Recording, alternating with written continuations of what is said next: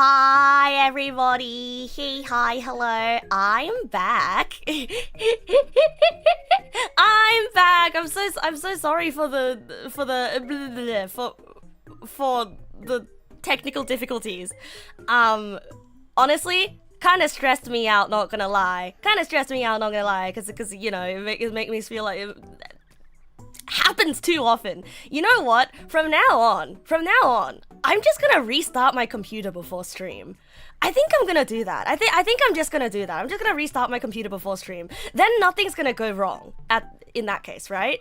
Sounds like a plan.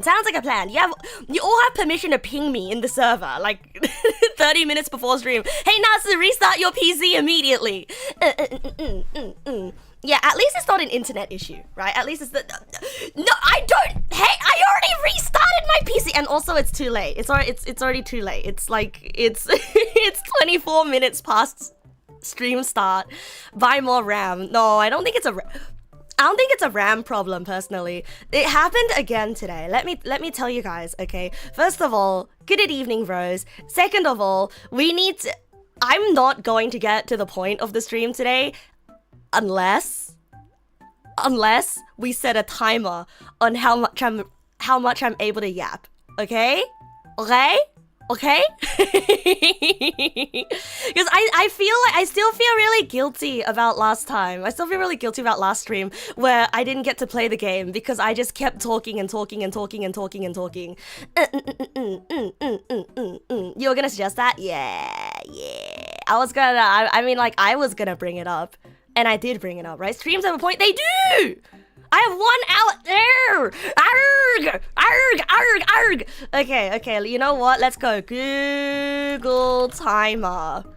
It's crazy that saying a 1 hour time limit is considered lenient. Hey, look, man. I want to get my dose of yapping in, okay?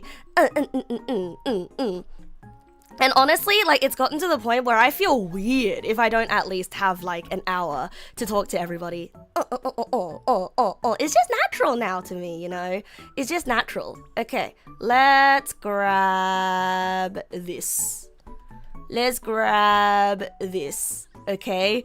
We have our 1 hour allotted before I have to stop talking. maybe like I think this is good, you know. I think this is a great system. Yeah, this is a pretty good system because otherwise we're never gonna get anything done. Oh, it's so upsetting though. People get hit by ads again. People gotta get hit by ads again. Because I had to restart stream. Give me 1 second. 1 hour before I start drawing. There we go. And now we can hit the start button. And now, look at the timer go. Look at it go. Okay, now I'm stressed. Alright, now I'm stressed. Oh, I gotta get all the topics out. Okay, get all the topics out. First of all. Good evening, everybody. Good evening, Morakane. Good evening, Woofa. Good evening, Deuterino. Good evening, Triceratops. Good evening, Minato. Good evening, Uncle Bigu. Good evening, Madpew. Good evening, Eje. Good evening, Terra. Good evening, Eje. Good evening, Triceratops. Good evening, Mikey. Good evening,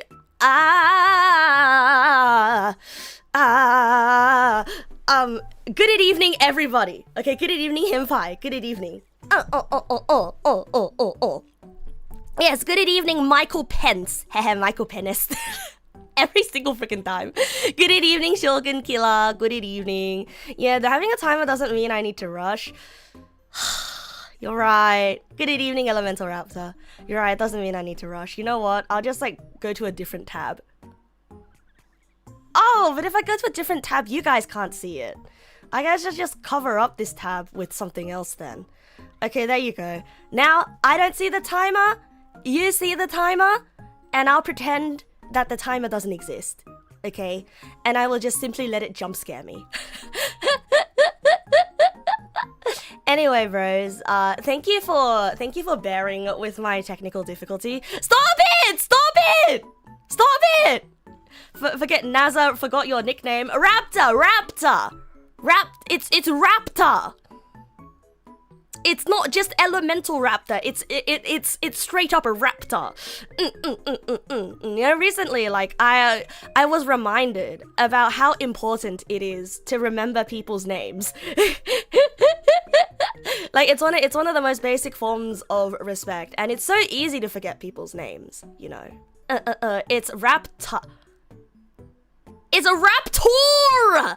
Jesus Christ! Okay, you're here to criticize me on my accent while we've got Neg posting the time. I just saw the timer. I accidentally saw the timer. It's right. It's literally right next to me on the sticky note.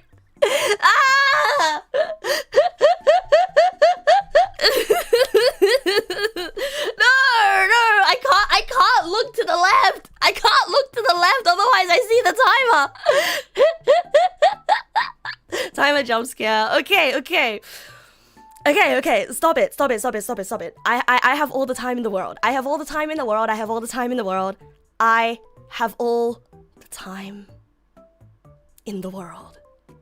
Okay. Good evening, bros. My name is Neg Nasu, and welcome to the Neg Nasu zone. Now you can do anything in the Neg Nasu zone. Anything at all. Good idea. If I'm funny enough and chat gives me +2s, that adds 0.5! That's nothing! Come on, at least give me like 1 minute. Come on, it's gonna take me 0.5 seconds to even add 0.5 seconds to the timer. Stop it! Is the zone not a guard? Yes, it is. For each chatter that laughs, it's 0. I have to make a lot of you laugh. Oh, fuck. But like, how will you know that you laughed, though? How would I know that you laughed, though? And what if, like, even if you laughed, you say that you didn't laugh because you don't want the timer to increase, huh? Like, how would you say +2? What am I, Mr. Germa? What am I? Am I like a internet funny white boy now? Is that what I am? What's my white boy name, huh? What's my white boy name? If my name is Neg Nasu, oh wait, yeah, I do have a white boy name. It's Greg. That's right. Ew. I don't want to be Daniel. Ew. No offense if anyone's name is Daniel, but like, there's so many Daniels in the world. Ew. I'm Greg. Hi. Hello. Hi. Well, I'm going to tangent about increasing the timer. The timer is steadily Stop it. Adam. It's always. You know what? It's always Adam. You're right. It's always Adam. You're legally required to say Germa every. I feel like I'm infringing on something there. I feel like this infringes on something. How am I Greg and not Nelson? Because Greg sounds like Neg. I'm Greg Nelson. Oh, wait, I'm Neg Nasu, Greg Nelson? Oh my...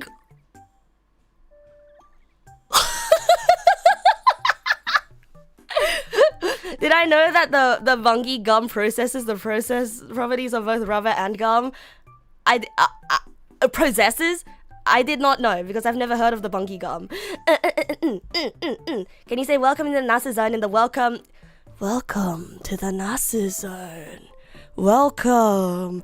Yes, everybody loves the Nasu zone. The Nasu zone. The Nasu zone. The Nasu zone.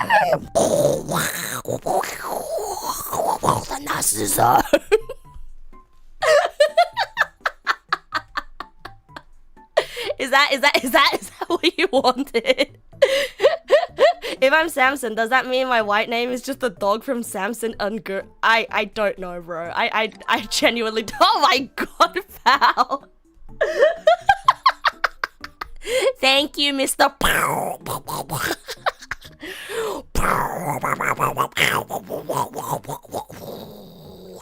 You'll reiterate your question. If Nassification is considered the same as classification, what would a Negpal be Nassified as the general world of animals and other creatures? Negpals are wolves, and they are also plants. And they are also fungi. which technically are not plants, but they are also you are plants, and you are also fungi, and you are also fun guys. Eh? Yeah, neg pals are fruit. Yeah, you're all three. Yeah, you are all three. But like, I think it makes sense that neg pals are fruit. You're space orcs, pretty much. Yeah, you're space orcs. You're 3 in 1. You are many. Correct. It's a weird evolution. Don't worry about it. Don't worry about it. Don't worry about it. You know, new things get discovered all the time, okay? The first time people discovered marsupials, they were like, what the hell? Wait, not marsupials. Monotremes! Monotremes. The first time people discovered monotremes, they were like, what the fuck? Why do they lay eggs? But they're also mammals, right?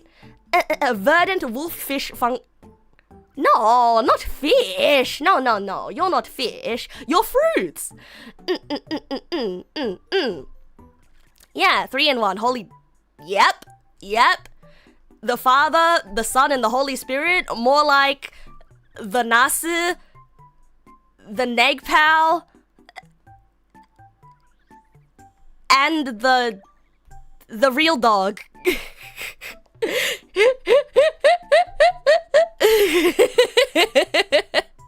Who's flickering the lights? It's me, Nosferatu. What does a platypus egg look like, by the way? It's just like a little orb, little circle orb, right? You are now listening to 102.4 FM, the Neg Nasu zone. Where we are nothing but yaps, and more yaps. This isn't your grandmother's station. Radioactive. Is that how you imagined it?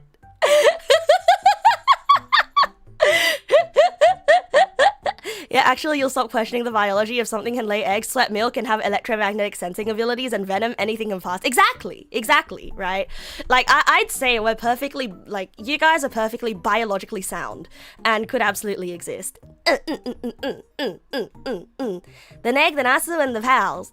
Oh, that is nice. Anyway, bros, I feel like I was talking about something before we got derailed into the timer. Oh my god, it's been 10 minutes already. What the... I haven't even started talking about the thing that I wanted to... Stop it.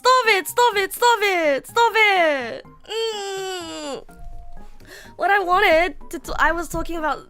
that there's still no horse with a horn. What? Unicorn. Yeah, it was a rhino. Okay, I'll focus on talking. Good evening, bros. Welcome to the... Nope, we've been there before. I really don't know how to change topics. Okay, I wanted to tell you guys about my day yesterday because I feel really guilty because all of you guys think that I went to play Magic the Gathering yesterday, but I actually didn't go play Magic the Gathering. I didn't play Magic yesterday. And I feel a little bit guilty for that because all of you guys think that I went to play Magic, but then I actually didn't. So I have to admit that to you guys. No, I didn't lie. I didn't lie. I wanted to play Magic, okay? I literally left my house. I got on the bus. I basically got to the LGS.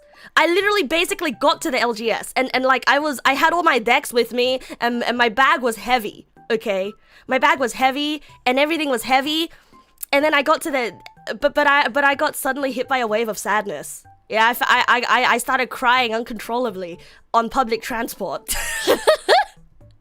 You know, I got hit by the sad beam and and then I kept like pacing back and forth, like, should I go? I really should go. I shouldn't cancel. I shouldn't tell the people that I'm canceling last minute. I mean, I'm already here, but then like, I don't want to sad all over everyone. It's going to be awkward and uncomfortable. So should I go? Should I not go? Should I go home? Should I not go? Yeah, I ended up going home. Yeah, I ended up going home. Yeah, you've been hit by a sad beam for a whole week now. Yeah. And you guys, it was the stupidest reason that I got hit by the sad beam. You know, it was the stupidest reason. I could have used the crying to guilt my opponent into throw. No, but it was embarrassing though. You know, and I didn't even tell you guys that I was sad. Because usually, like, I would like run to the Discord to be like, wah, I'm sad. But this time, I was sad for like a super embarrassing reason. No, there was no stream yesterday. There was no stream yesterday, Roberta. Yeah, it was a super stupid reason. And so like that's also why I didn't want anyone else to see me sad. I mean, like pretty much what it was a friend said something to me in DMs, like you know, like when you're chatting with friends, like when you get a group chat or when you're chatting with your friends in DMs, a friend said something to me in DMs, and then for some reason it made me really sad, and then I just like, I didn't get into a fight with the friend. I think I kind of got into a fight with the friend because I'm like, what does this mean? And they didn't know how to explain what it meant. They didn't know how to explain what it meant. But then like, the more they tried to explain, the less I understood. And the less I understood, the more frustrated I got. And I think I started getting a little mad because I don't get it. I don't get it. Why don't I get it? And then I just started crying because I just didn't get it. Because I straight up just didn't get it. And like, it frustrates me so much when I don't understand something. And like, literally, it wasn't even a big deal. Like the subject matter wasn't even a big deal. It felt like suddenly I was a kid again, you know? I need to control my anger issues. But the thing is, like, that's why it's embarrassing, because this doesn't happen.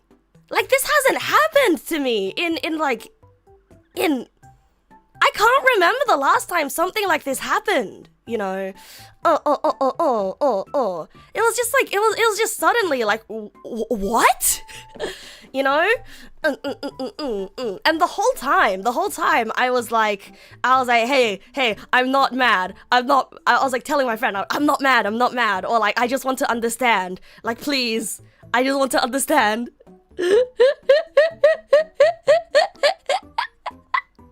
And then like after I cried it out, you know, after I stopped crying, I was like, oh, that is the most embarrassing thing that I've gotten upset by in a long time. Oh, that is the most embarrassing thing. Understand what? It literally does not matter. Like I'm telling you, bros. The concept, the context literally does not matter. It was literally like, friend was describing a situation to me, and then friend used a word on the situation, and I was like, what did you mean by this word? I do not understand the semantics of this. And pretty much, like, it stopped being about understanding the word, and then it started being more about like, wait, hold on a second. Am I going insane? Why can't I understand this? You know, and then, you know, when you get into those moods, like, you kind of like have an existential crisis where you're like, wait, if I don't understand this, what else am I not understanding? You know?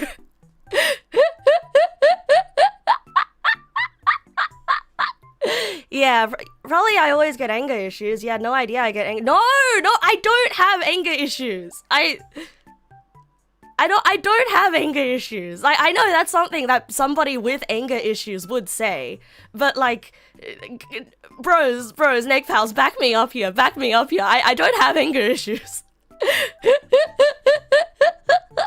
Because it was less anger, right? It was less anger from my part, and it was, I guess, like it was self-directed anger, I guess. I guess, like, maybe I was angry. Maybe I was angry at myself. But like, yeah, actually, maybe I do have anger issues. Maybe I do have self-anger issues. Because like the whole time I was like apologizing for like, I'm so sorry, like I don't know why I'm so pressed about this. I was like, I don't know why I'm so pressed about this, but like, Harry Dubois moment of what does it mean. Yeah, I felt like I took psychic damage, basically. I failed a roll, and I started taking psychic damage. It took you 3 years to understand what patronizing means. The frustration is valid. Yeah. Is that like triggering a PTSD episode? Not really.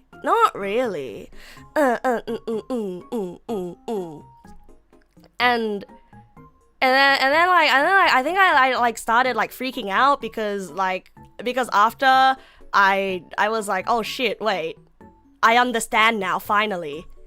My friend stopped replying, and I'm like, oh shit,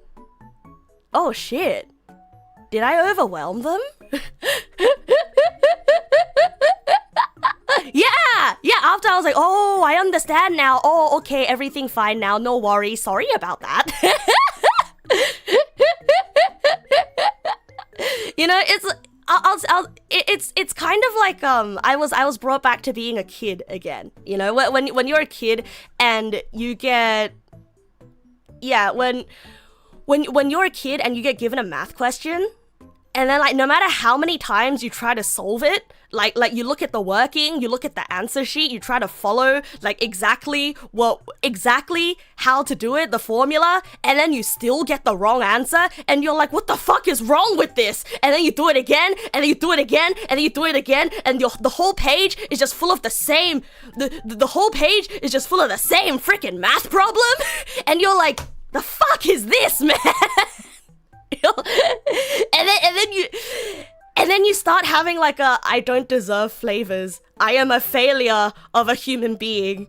I am a failure. The instructions are right there. I've done it like 10 times. What the fuck is wrong with me? And basically, I was having that moment in DMs with my friend, and my friend is the answer key, right? Like, consider my friend is the textbook, and I am the one doing maths, right? And then, it turns out, you've been substituting a 6 for a 9 this whole time. Or like, you've been substituting one number wrong this whole time. You've been like substituting the wrong value, and it's always the same wrong value every time, and it's like your brain goes on autopilot. And then you're like, and then when you finally realize that you've been substituting the wrong value, you're like, well, that's so embarrassing. You see, I was about to throw out the whole textbook. I was about to be like, this textbook sucks. I mean, I wasn't saying that my friend sucks or anything, you know, but I was like, now I do not wish to question your authority, but I have done it the same way that you have described multiple times, and it is still not working. Perhaps the problem is not with me.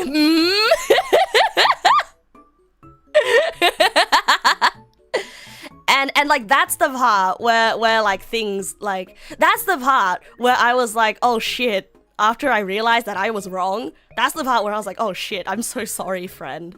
I'm so sorry, friend. I'm so sorry. It's not you, it's me. It was me. It was not you. It was not you. It was me. I kept putting in the wrong value. I'm so sorry.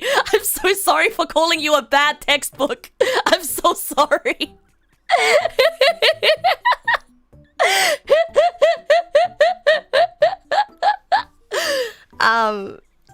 And then friend didn't respond after that because they were probably busy or maybe they fell asleep.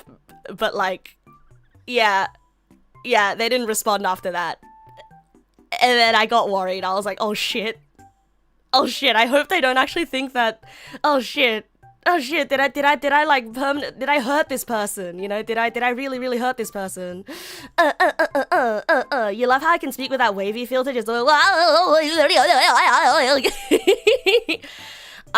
I can assure you, okay, I can assure you, like I didn't call any names, right? I didn't call any names. I was just sort of like, I think the most heated I got was like capital letters being like, what?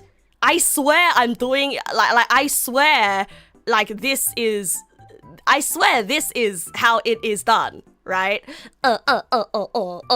And it was, yeah. Yeah, it's basically just, you know, when you get super heated with your friend about something like super duper inconsequential, and that kind of scared me. You know, that kind of scared me because like I don't really get into fights with people about stupid stuff, you know. Yeah, I don't know why I was so willing to die on that hill yesterday.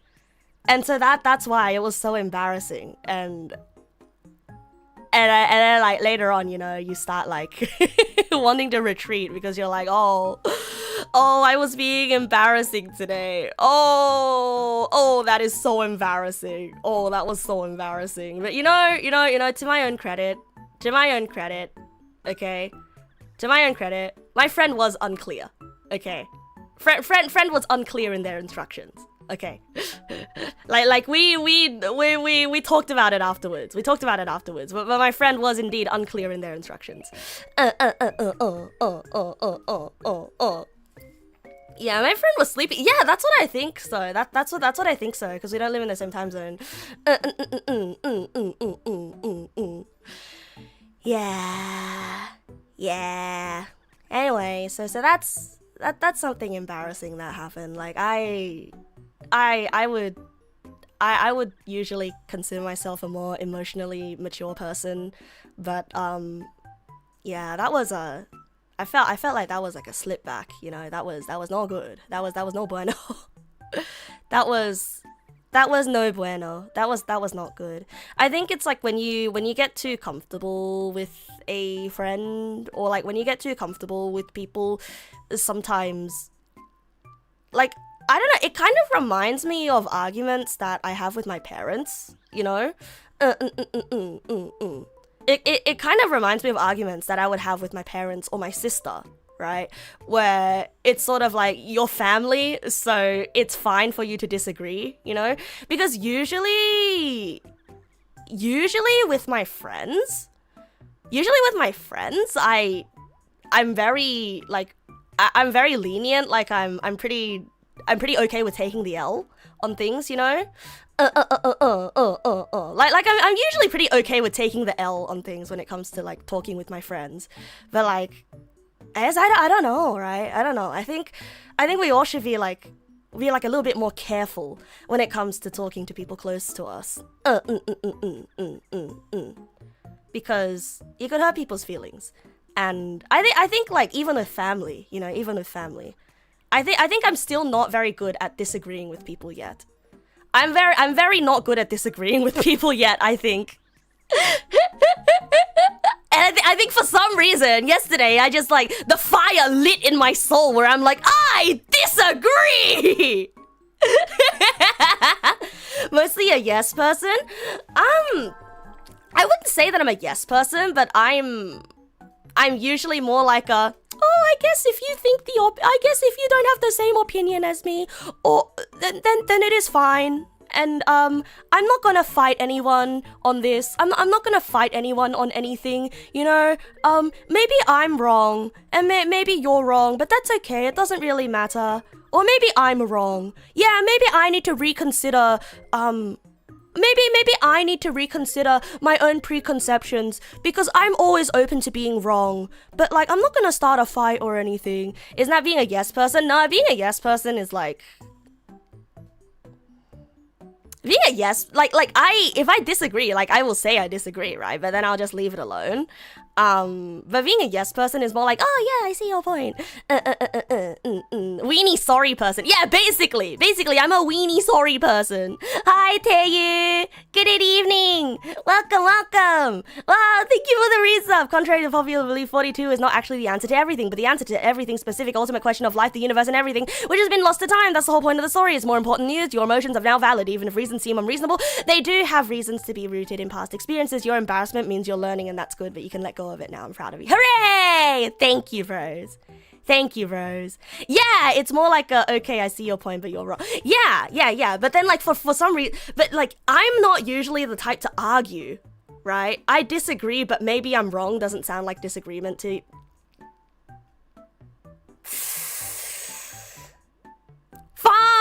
fine. I'm a weenie, okay? I'm a weenie, okay? And for some reason, yesterday, some part of me decided to go from being a weenie to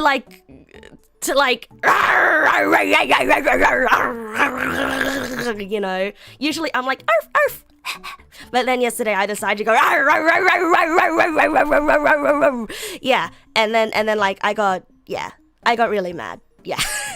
I got, because I'm like, no, you have to see my point of view. I think this is incorrect. Or it's more like, I think this is incorrect, and I want you to explain to me why you think your thing is correct, basically. And the frustration and anger came from the fact that like, I think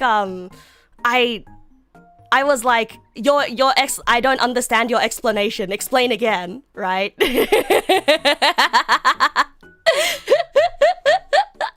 and so like in hindsight, it really felt like I was like pressing friend into a corner, like pushing someone into a corner, being like, explain now. Wait. Speaking of which though, like yeah, first of all, it's super embarrassing, and this has not happened to me in a very, very long time.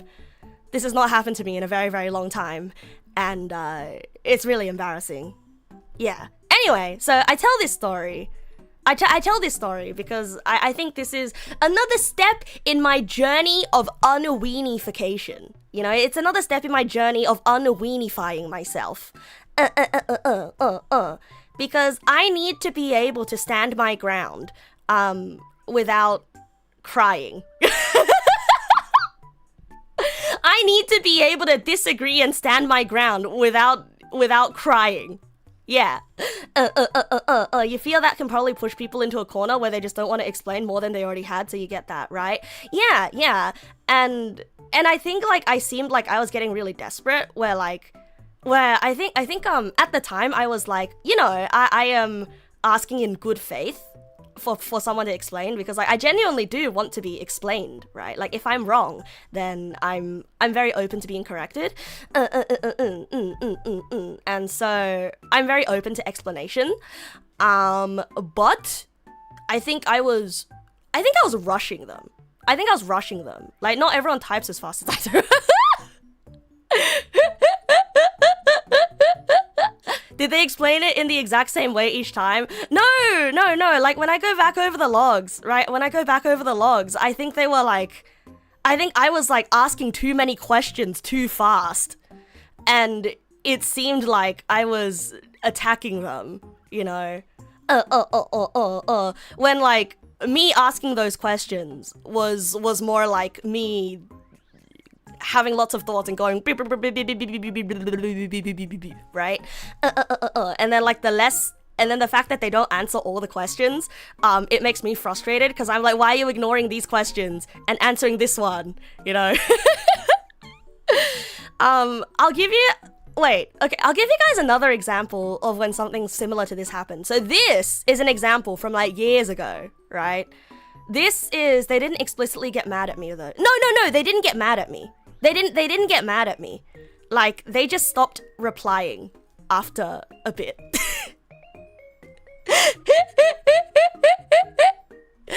or like they gave me one big explanation. Like they gave me a wall of text, and then I read the wall of text explanation. I was like, I get it now. Oh, I'm so sorry. Like after I read the explanation and, you know, I solved the math problem, I'm like, fuck, I was being a dick earlier. Wait, it was this simple this whole time, and I didn't understand? Shit. Not only was I being a dick, I was kind of being stupid.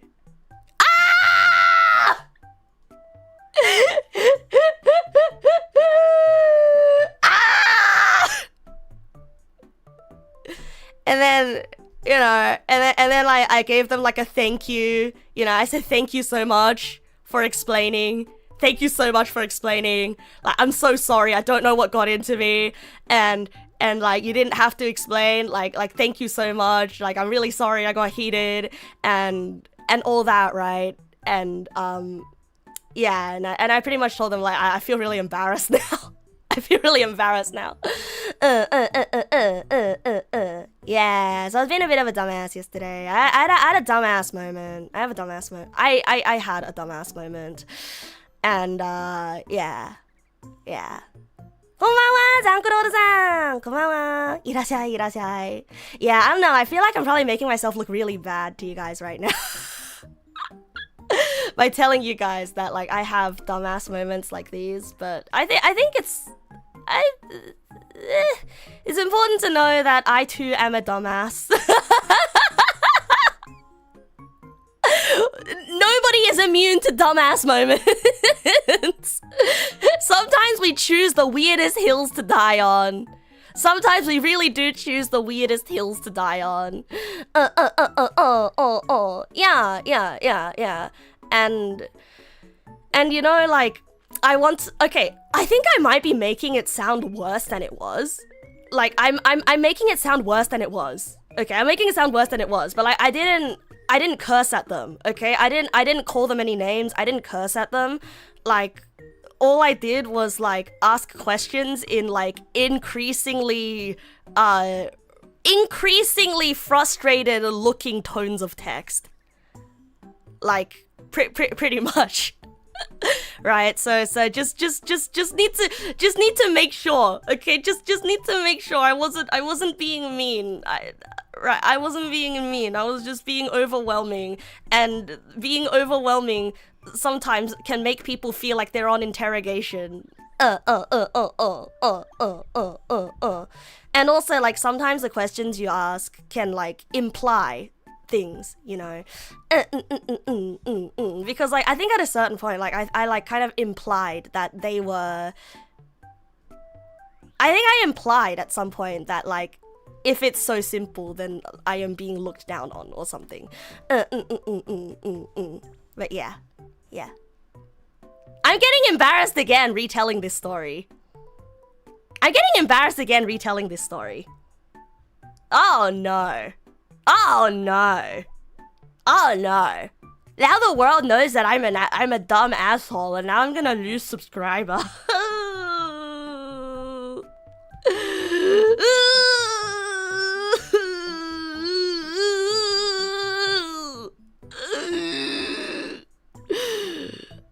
Secondhand embarrassment from myself. I know. I don't know what the point of me oversharing this story with you guys was. Now I should have just said that I got sad yesterday, and now I'm embarrassed. Ah!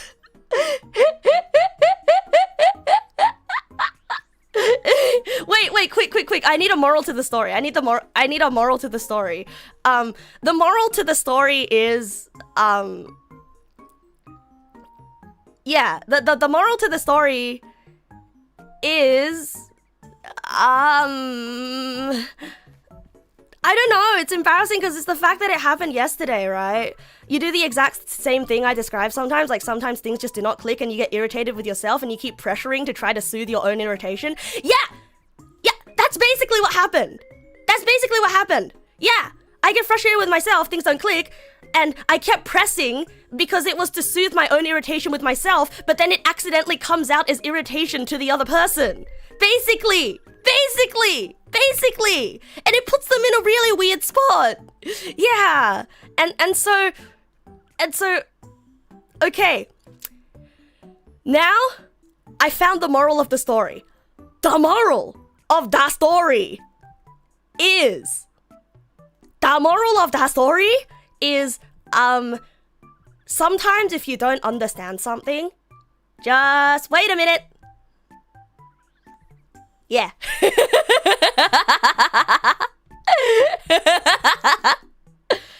Sometimes if you don't understand something, just wait a minute and then ask questions. Because I don't know, like to me, right, if I don't understand something, I'm not afraid of asking questions. I'm not afraid of asking questions. Like, if I don't understand, I will ask questions. I will ask a million questions. But sometimes when you ask a million questions, the person receiving the million questions will be like, what the fuck?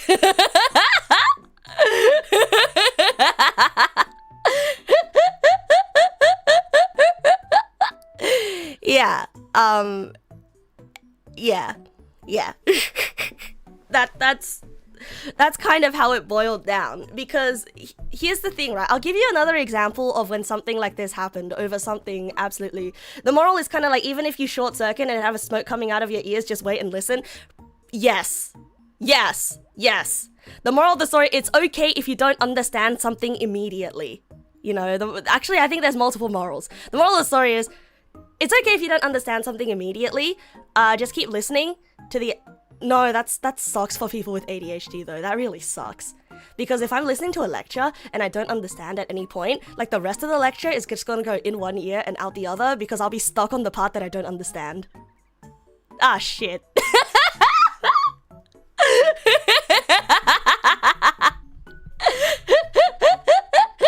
Put your hand up if you also relate. It's a very, very, very classic ADHD thing. Like, even if the rest of it makes sense, like, it's still not gonna get processed because you're still gonna be stuck on the part you don't understand. It's terrible. It's actually terrible. Hi, Alex the laziest. Hi. Come to think of it, that stuff pisses you off the most. That tends to be the stuff that's incomprehensible to you. When you get why someone's an asshole, it's like, oh, just get lost. But when they're an asshole in a way you can't even comprehend, it's like, what the fuck is even happening? Basically, when I don't understand something, I get really mad. And I wanted to, like, I pretty much, like, want to force the world into giving me the information to understand the vast unknown, basically. But when it comes to stuff that only exists in someone else's brain, like, it can get really overwhelming. Ever have the thing where you can't understand a word someone says about 10 seconds later when it suddenly clicks in your brain and you suddenly understand language again? Absolutely, bro. Absolutely. Hello, TK. Looking very...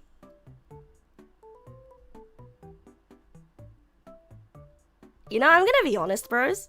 When people say the word fertile, right? Like I know when people look at a woman and they say fertile, it's because like, oh, ha ha ha, sex, baby, penis blast.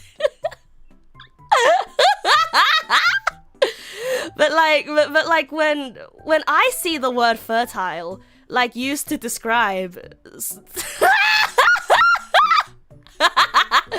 when I see the word fertile, like, my first thought isn't, you know, sex, baby, penis blast. But that's not my first thought. Like, my first thought is, fertile soil, ready to grow crops for the coming season. Ah, yes, the harvest shall be bountiful come a winter. So like, my brain immediately goes to like, you're gonna use this person's body to use it as like fertilizer for your crops. You're gonna murder me and dump my dead body in the field.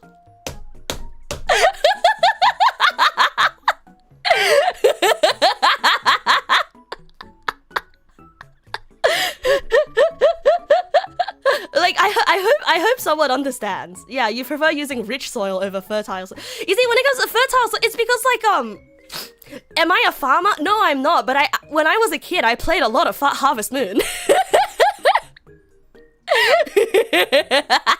You don't jump like that. Your first thought is still soil. I mean, like, my first thought is soil, and then my next thought is the hoe, right? Like, not the promiscuous person hoe, but like hoe, as in like the one you use to till the soil, right? But then when you're describing a person as fertile, and then you compare it to soil, like, my next thought goes to like, you're whacking the person in the stomach with the hoe, and then that results in murder, right? And so like the only logical next step is that you use the body as fertilizer.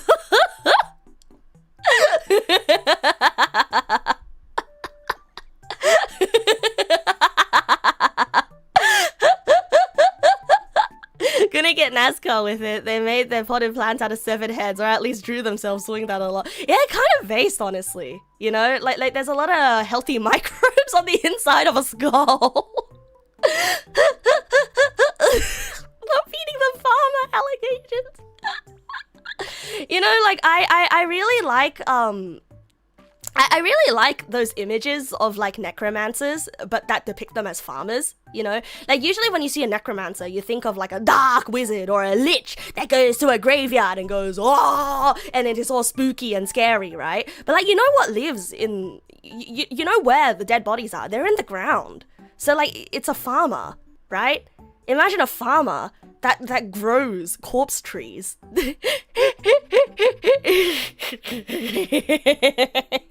Wahoo! You usually don't see necromancers. Well, speak for yourself. I see necromancers all the time. Hooray, Alicia! Good evening. Did I say good evening? Hooray. It's because of the true crime media I consume. Damn it. I haven't actually consumed any true crime this year yet. Corpse tree, like Disco Elysium? No, that's tree in corpse, not corpse tree. No. You see, corpse tree is when the fruits are corpses. I guess, like, if it's a fruit, though, is it technically a corpse? Like, has it been recycled enough through the process of the earth that it's become an entirely new thing? I've seen necromancers, but you've never seen negromancers.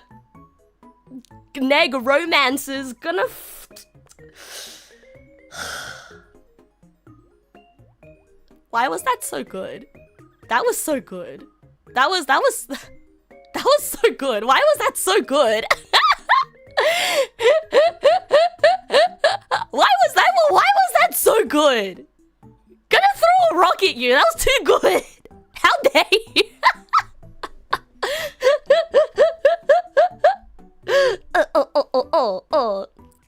Tree and corpse, no, that's home safety hotline. Oh, you're right. Hi, Slimy Fred. No, it's not my birthday! Vicious mockery, nat 20. Honestly, yeah. Good crop of skeletons this year. Managed to keep those paladin pests away from the farm. Yeah! That's what I'm thinking, basically. That's what I want someone to write a comic about a necromancer that works on a farm. I want a comic about farming necromancers. Okay, bros. Good evening. Have a good night, Mr. Down Bad Guy. Yeah, when the roast is too good, you can't even get mad at them. Like, god damn it, why was it so good? I'm not pissed off at you because you roasted me. I'm pissed off at you because it was so good.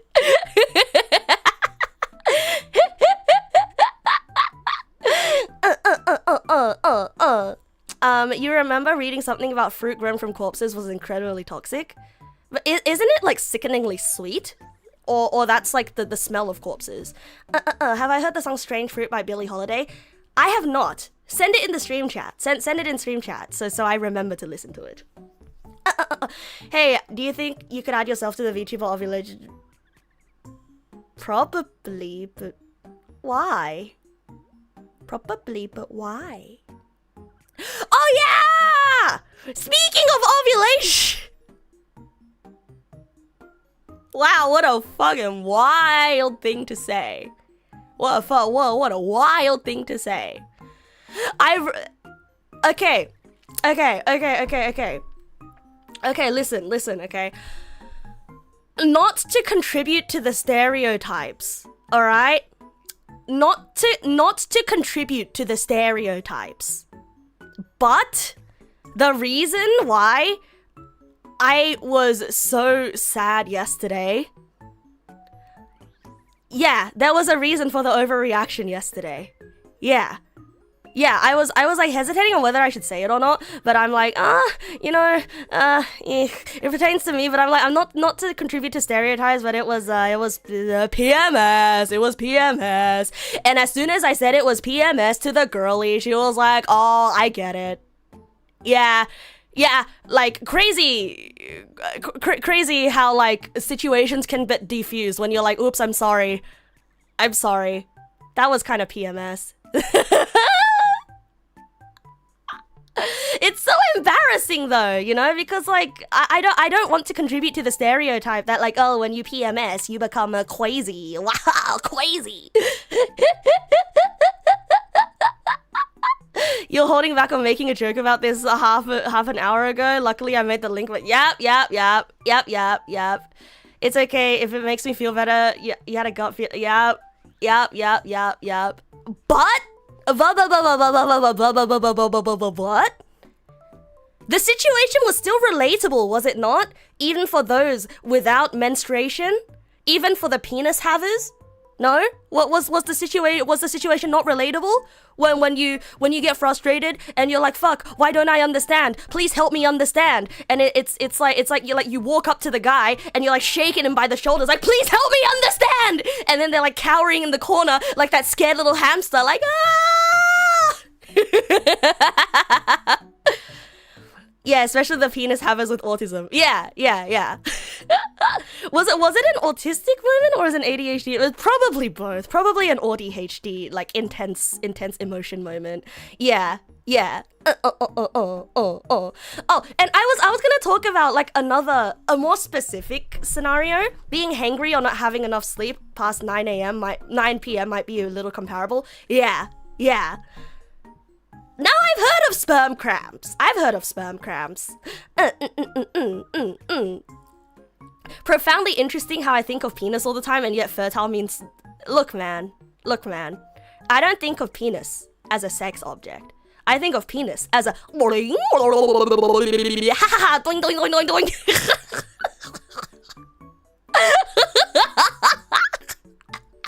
Okay, so there's your explanation.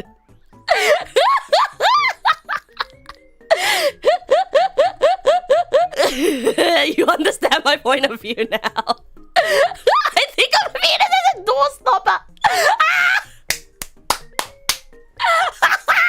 I used to play with those all the time as a kid.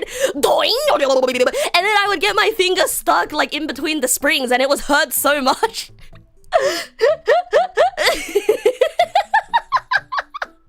Hi, Colt. I'm winning. I'm definitely winning. Oh dear. Wait. I was gonna talk about another scenario that was similar to the one that I experienced yesterday. That happened years ago, right? It happened years ago, where so you guys have OCs, right? You guys have original characters, right? Yeah, some of us have original characters, right? Yes, and so do I. I also have original characters. Yes. Well, if you don't have original characters, then I don't know how relatable this is gonna be to you, because OC havers, right? OC havers, we are very protective over our OCs. You know, like, it's not that we're very protective, but like we're very, like, how do I put it? They are an extension of ourselves, and they, you know, you love your characters and like you lovingly craft the lore of your character. Like, I've drawn many pictures of my OCs that are going in my friend's card game, so I've been trying my best not to talk about my OCs, and it's really painful. D&D characters do count. Yes, D&D characters do count. It's very painful. I haven't been able to talk about my OCs because I'm like, god damn, I love my OCs. Right? The characters in a musical you're writing about count? Yes, they do. They are original characters made by you. And so like, you know when you have a shared OC world with your friends. Now this one is gonna be like a little bit less common, right? This is gonna be a little bit less common, but like, you know how I mentioned my friend is making a card game, right? And I'm providing some art for it, right? So in their card game, like, they have an entire universe. They made an entire world. Like, they wrote like world building and stuff. And I said, hey, you know, like, if I'm gonna draw characters for this card game, like, I want to get to know these characters. And so, like, I made OCs, and I even have my own OC faction. Like, I basically have a political faction. I have a political faction in my friend's world, right? And like it's very intricate, and I spent like hours and hours working on the lore of this, of my OC faction, right? And oh god, I really want to describe them, but they're kind of like a rescue team. Anyway, that's all I'm gonna say. That's all I'm gonna say. They're kind of like a rescue team. Anyway, and so basically, one day, friend who owns this OC world, right, was describing one of the characters that I considered a quote-unquote good guy, and friend was like, oh yeah, you know, this character, she's probably a cultist. Yeah, she's probably a cultist. And then like immediately I was like, wait, what? Why? Wait, what? Why?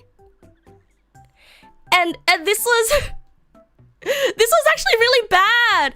This was really bad. Like, this happened a couple years ago, but like, I was in the car with this friend. We were on the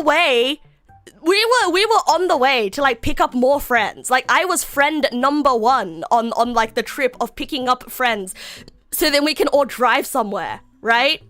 So like, me sitting in the front seat, like talking about OCs, and then the driver is like, yeah, I don't know, this girl, she's probably a cultist. And like immediately I was like, wait, why? I thought she was a good guy. And then friend is driving, you know, and friend doesn't have like the brain capacity to explain the intricacies of why this OC is a cultist. But like in my brain at that moment, I was like, what are the implications of this? Does that mean that my OCs are suddenly considered like evil? If this person who's supposed to be on the good guy's side, because the cultists are the antagonists. But if my OCs are supposed to be on the side of like anti-cultist, then if this other character that's a good guy is a cultist, then like, what does this mean? So then like I started asking questions like, wait, what does this mean? And the friend was like, oh, you know, it's probably like she aligns, like she believes the cultists, right? She aligns with their values. And then I started getting like really upset. Because I was like, wait, what does this mean? And I started doing the question thing again. I started doing the bombarding questions thing again. Because I'm like, wait, hold on. Right? And then friend kept asking me to chill. But then I couldn't chill. I had no chill. And then only in hindsight do I realize that it was so stupid. Like, only after we picked up the next friend, like, friend had to mediate while driver was still driving. And it really came down to, oh, it's because I thought that I knew the world building. I thought that I was really fluent about the world building of this world. But then it turns out there were things that I didn't know. And then I got upset. Yeah. So, yeah, that's also another example of the thing happening. Relatable experience for slight different reasons. It's tough to not mute me right now. Thank you. Wait, no. Wait, not thank you. Wait, shit, not thank you.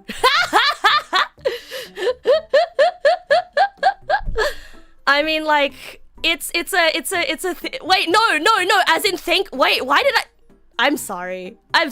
Wait, you know, wait, let me restart that thought. I'm sorry if this, like, brings up painful memories, because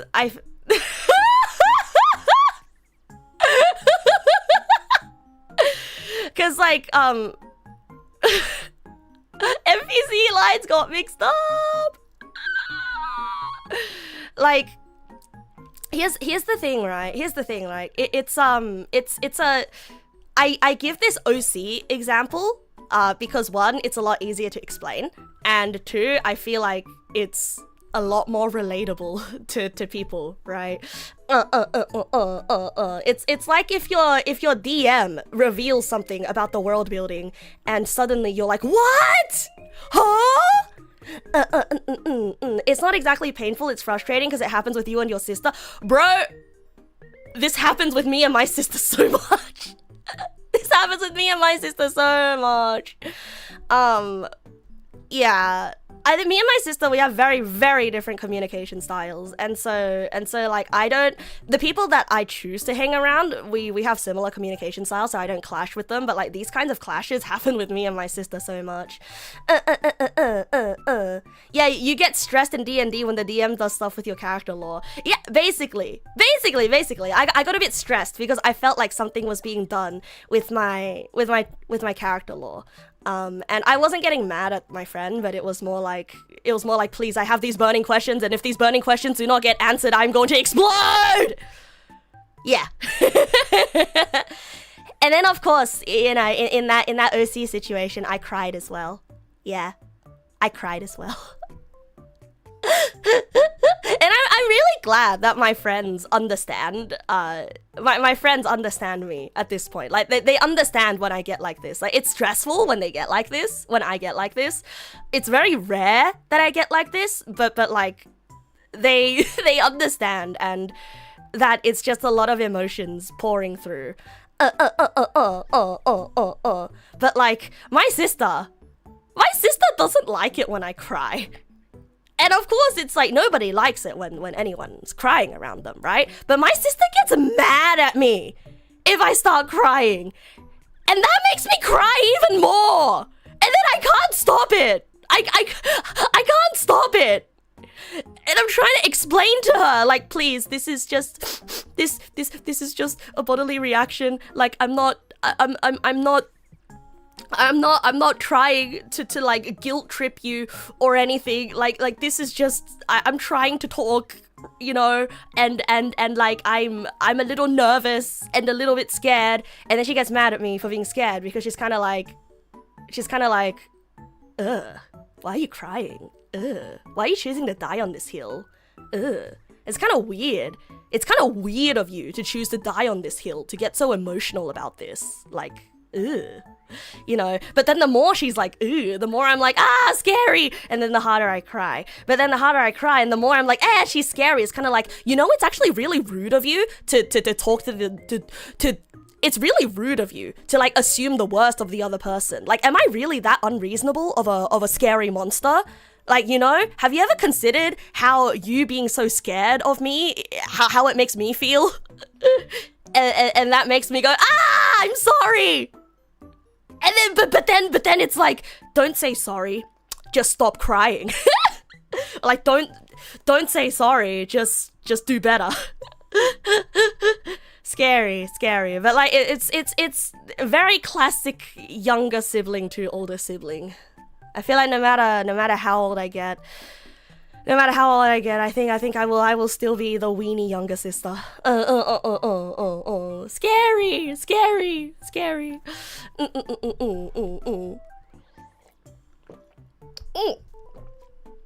Anyway, so yeah, that's why I didn't go to Magic the Gathering yesterday.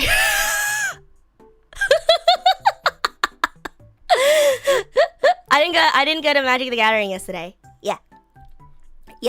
And that's me. That's my yap. That's me. Has something similar ever happened at a job? No. Has never happened at a job. Yeah, actually, nothing like this has ever happened at a job. Like, at a job, I'm always very like, you know, very, yep, yarp. Very weird that she does that. It's like a self-fulfilling prophecy where she's acting mean to me, being upset and acting offended that I've been upset over the preconception. Yeah, like, I understand how she feels though. Because like our parents are a bit afraid of her as well. And so like she doesn't like feeling like she's the scary one at home. And yapping's over. Ding-a-ling-a-ding-ding. Ding-a-ling-a-ding-ding. It's over. It's Jova. It's time to draw. Do I have a timer for it now? Yeah, I do.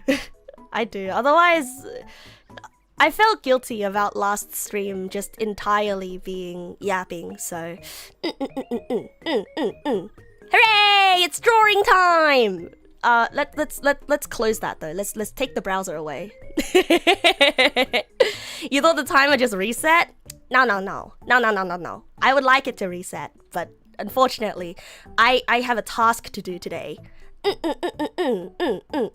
Have I considered that I am my parents' OC? But they didn't write my law. My law happened to me. They didn't write my law. When you have an OC, you get to write the law and everything. Do I want to have a timer for art time? Ooh. Maybe. They guided my law. Yeah, but like when you have an OC, it's like you plan everything, you know, you plan everything. And you roleplay with your OC, but my parents didn't roleplay with me. You know, my mum specifically moved away from a toxic parent area because she didn't want to play with me like a doll. She didn't want to be like, oh, my daughter got into this school. My daughter scored this on this test. My daughter plays the piano, plays the violin, you know. Like, she didn't want to participate in those comparisons. They did plan everything early on, true. They did not plan for me to have autism and ADHD, though. That was a bit of a shock to them. Anyway, ta-da! Average mom for some people. Yeah. I'm very thankful that my mom isn't that kind. Like it's a stressful existence to live with. Like I, of course, having gone to an academic school, right? Like I have a lot of friends who do have parents like that, who did have parents like that, and it... Actually, no. I didn't have a lot of friends like that, actually. No, all the people who had parents like that, they brought that energy to school, actually. They brought that energy to school, and they ended up like very condescending to people who weren't on their level. So wait, no, actually I didn't have parents like that.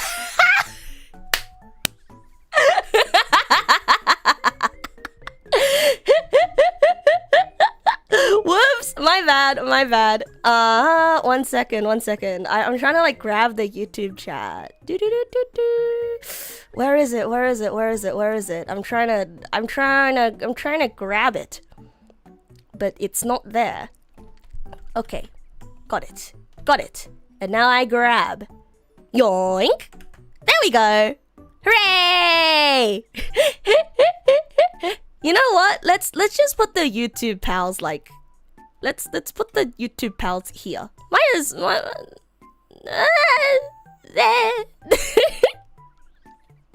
What the? I didn't plan this very well, did I? Here you go. I'll just put the YouTube pals here. Yeah, they can be diagonal. Segregate. No, it's just because there's no good place to put them. Revelations 2026. I plan stuff? I do. It's just... Ah! Oops. I twisted my camera off. Oops. Live stream setup. Let's go. I'm gonna be honest. Oh, no. Uh-oh.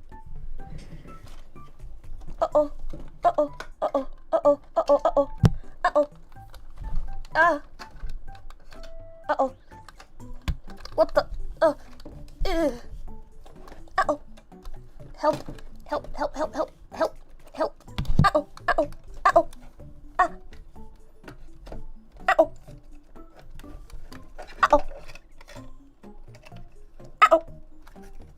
Oh, got it. Don't worry about it. We got it. Windows USB sounds. Got it. Yahoo! It's just my camera fell. My camera fell off. Sound got a bit weird. Yeah, because I was behind the microphone and adjusting things. Hold on. I'm a little bit wiggly right now. I'm a little bit wibbly wobbly. Okay, so we're gonna switch over to art now, okay? And for those of you who do not know what is happening today, do you know what is happening today? I guess it's hard to know what's happening today if you don't know what's happening today.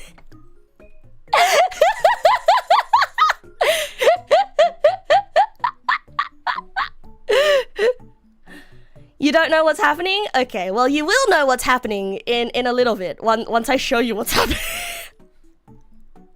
Yeah, and that's the help with art time. Would I happen to be Nassifying art? Yes, I am Nassifying art. It's been a long time since I've done this. Okay, so before I get started today, right? Before I get started today, I just want everyone to know that I am by no means a professional artist. I mostly draw for my own hobby's sake. But I do know that there are a lot of artists in the NegPal community. There are a lot of artists in the NegPal community, and there's a lot of, you know, artists at different skill levels, and there's all things that we want to improve on, right? And I've heard that I have heard from some people that I explain good. I have heard on the grapevine that I explain good, and so today I am giving some advice on art, but I don't like calling it advice. It's more so... Okay, fine, it is advice. It is advice, but like my advice is not the best, okay? Granted, there's no such thing as an artist that will give you the best advice, but like I am giving my solicited opinions on how artworks can be improved. Yes, correct. I am Nassifying people's NegPal art. I'm going to be suggestive. Yeah, I'm going to suggest. I am going to perhaps. And if you would like to participate, here it is. Bonk. There is the form, but I don't think that I'll be able to get to everyone today. It is a first come, first serve type thing. And we've actually only got 5 responses. We've only got 5 responses, so... But I also didn't really advertise this stream very much.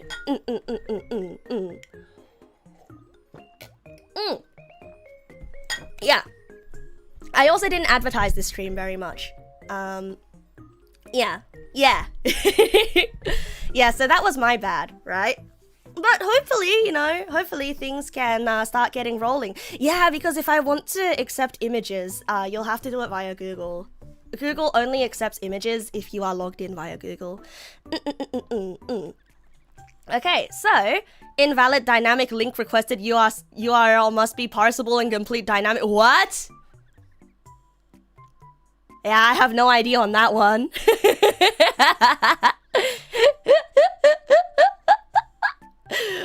Yeah. I mean that's fine. I feel like Google logins are like quite easy to. I really wish that I could.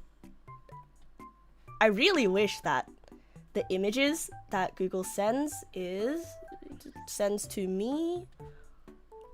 How do I download this?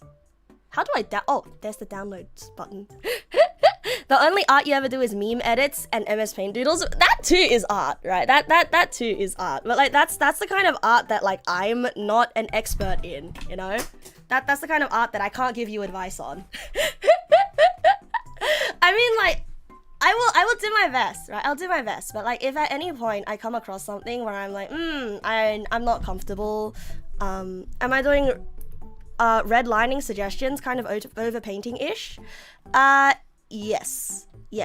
It's redlining is more for anatomy.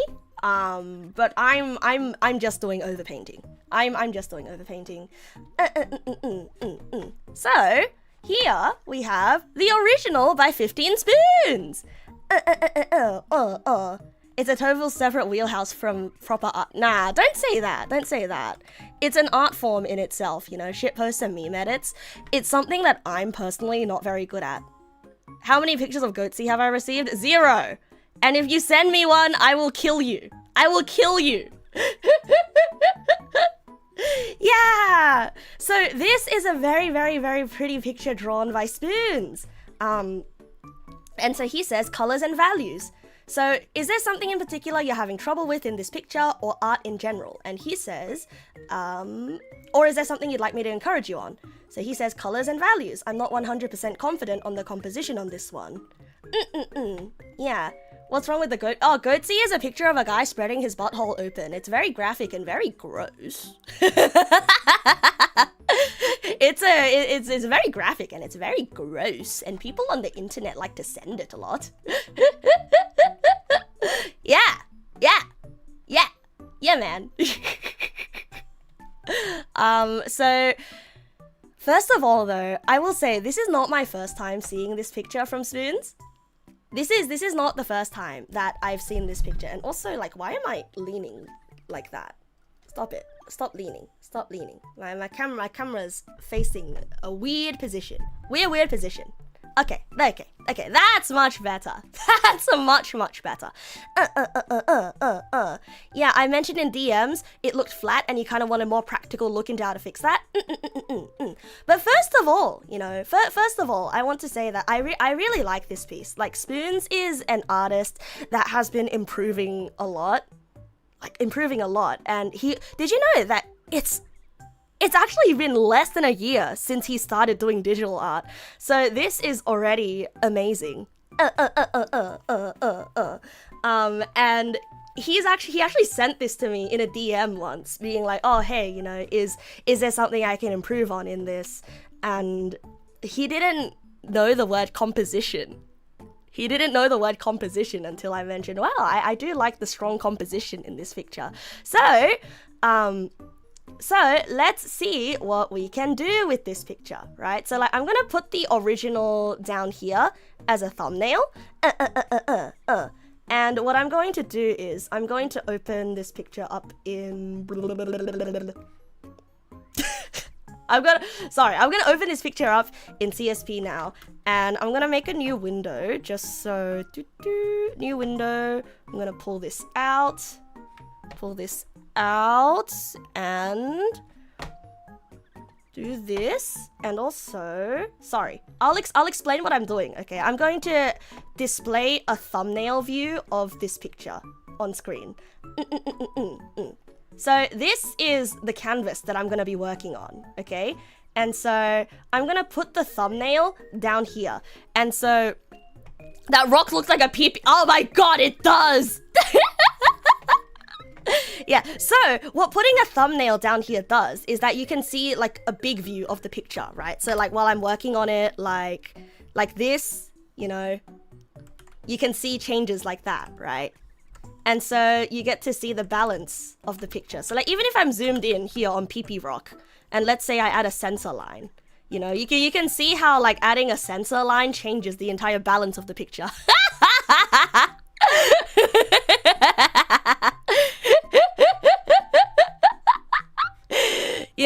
So like that's what the thumbnail in the bottom is.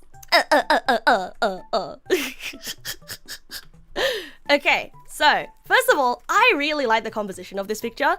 No, thank you. I'm doing something right now. I don't feel like playing Gartic Phone.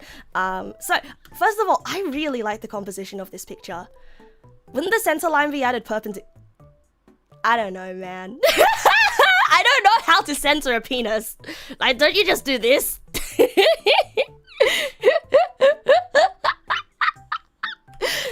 Yeah, so one of the things I said that the values, or like this picture looks a little bit flat, right?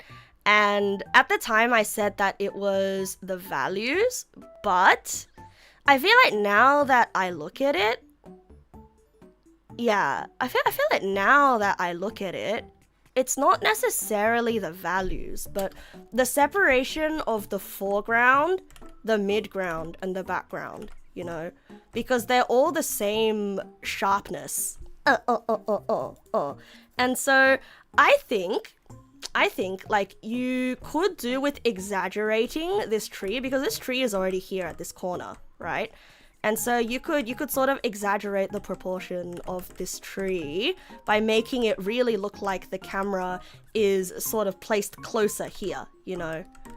Like think of it like camera lens, right? Sorry, exaggerate the perspective of this tree more towards the camera, you know? Yeah, the 2 2/3 rule could be an interpretative lens too. And so what I will do is probably...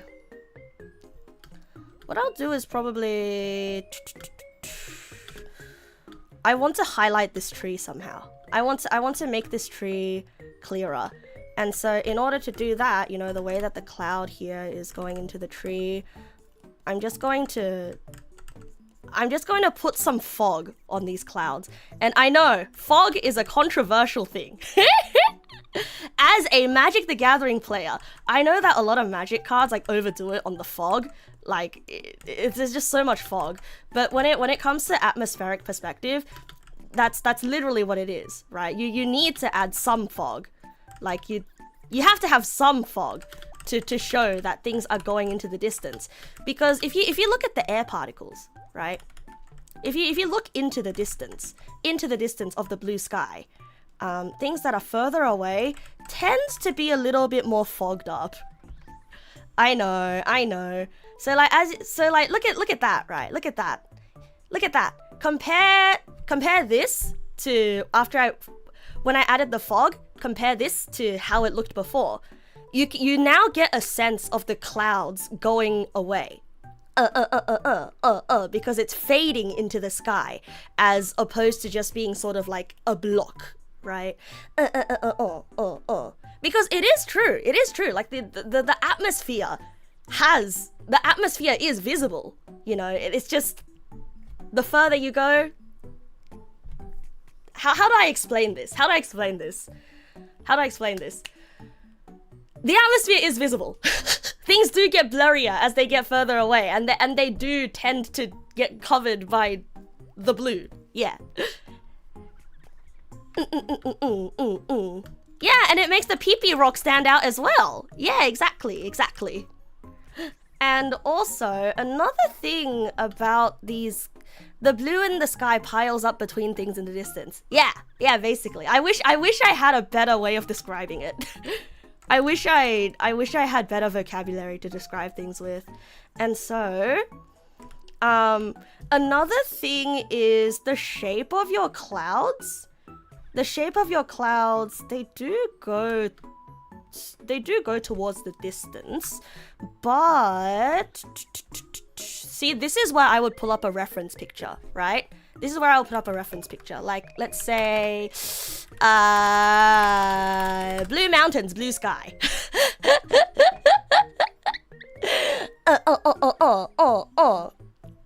Let's say, blue mountains, blue sky. Oh, I just got a DM asking if it's okay to send a picture of a character in lingerie or if it's too spicy. I mean, as long as it's not like too sexually charged, it's fine. I don't mind if the character's in lingerie.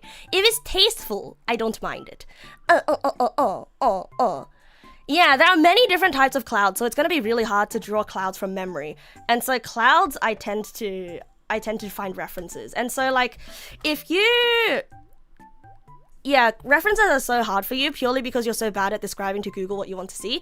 I mean, like, it's fine, you know. You can just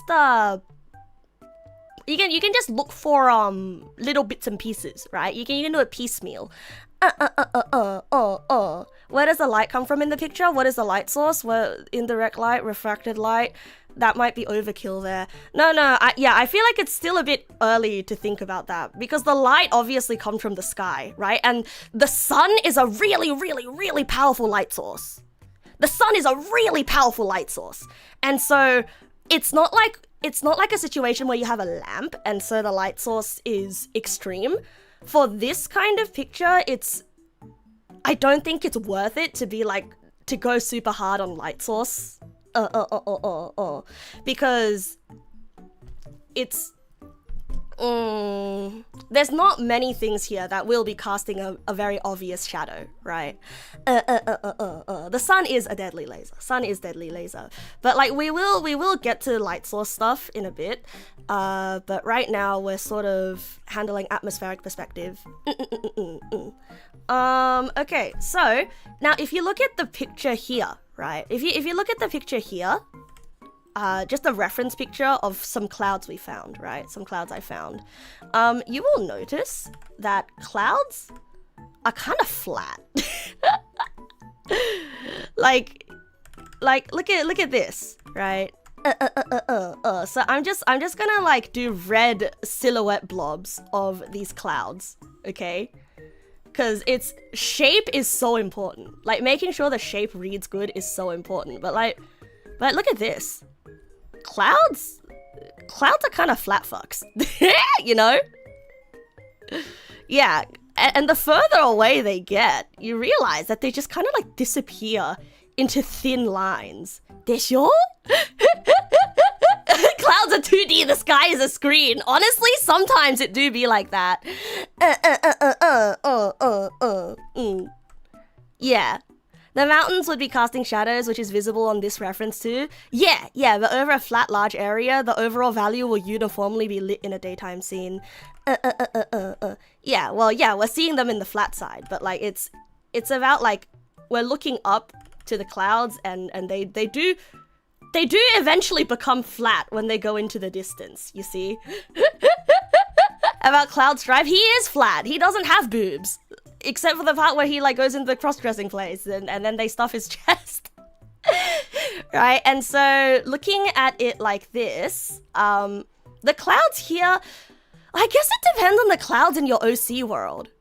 Right? It depends on the clouds in your OC world if they are flat or not. But like it looks like the clouds are kind of like spaceships. The clouds you have drawn here are kind of like spaceships that are traveling from camera all the way to like, it looks like your clouds are converging at a singular point, you know what I mean? And that's not what clouds on Earth do. That's not what clouds on Earth do. But I don't know if this is what clouds in your OC world does, right? But like clouds typically do not do this. This looks like the cloud. Yeah, no, they're just not good at being clouds. Yeah. So like, yeah, so like if you look at it like this, like you realize that your clouds, they are all like going to the same place. They've all got business at the same place. Maybe there's a cloud convention. But unfortunately, clouds in real life are not as organized, right? Clouds in real life don't give a fuck where other clouds are going. Clouds kind of just like they exist on their own. These clouds got somewhere to be. And so what I will now do is I'm gonna flatten these clouds out so they look like they're kind of, yeah, some kind of cloud fair, if you will. Yeah. In the distance, I'm gonna like flatten out the distant clouds. AWS is having a field day. The dome is sucking in all the clouds. Oh, you're so true. Wait, yeah, actually, that's kind of cool. Yeah. I think like when it's closer, these clouds, yeah, clouds flatten out when they get to the distance, basically. Like this, I think it kind of looks like a cumulus cloud. You know, the kind of cloud that it's a great time to find another reference. Cumulus cloud. It's a great time for a reference of a cumulus cloud. Ooh, I found a nice reference picture of a cloud, but these clouds look fake. Is this a real picture? This picture looks fake. These clouds look fake.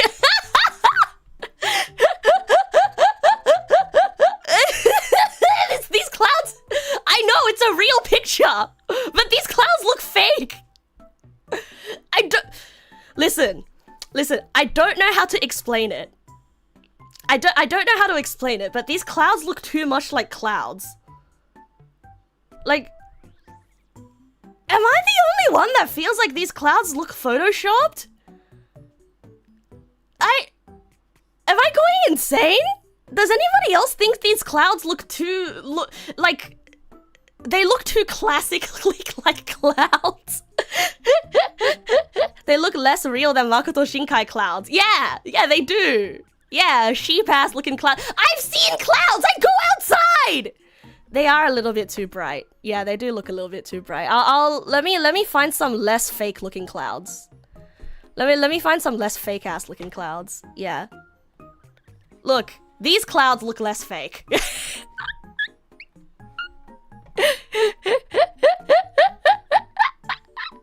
Yeah, the picture quality is a bit... Okay, so like... Okay, I say that these clouds look fake. Okay, no.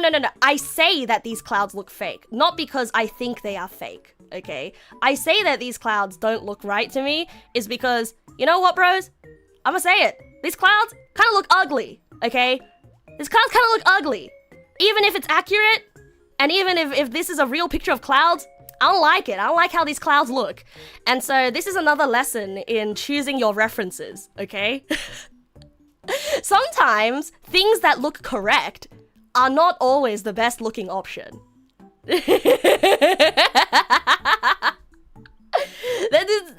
I mean, like, it's all up to interpretation, okay? It's all up to interpretation. But like,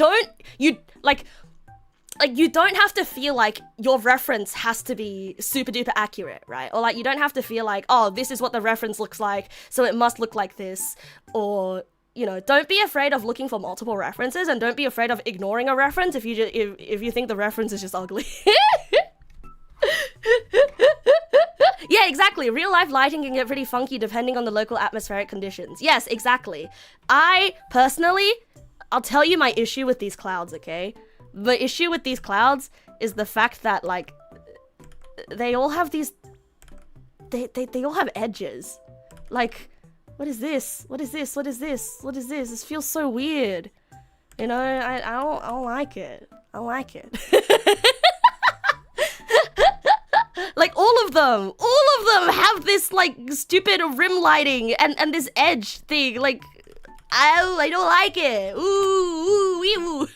I know, clouds do this. It's correct. It's accurate. I don't like it. And that's okay. That's okay. You're an artist. You can say, I substitute this ugly reality with my reality.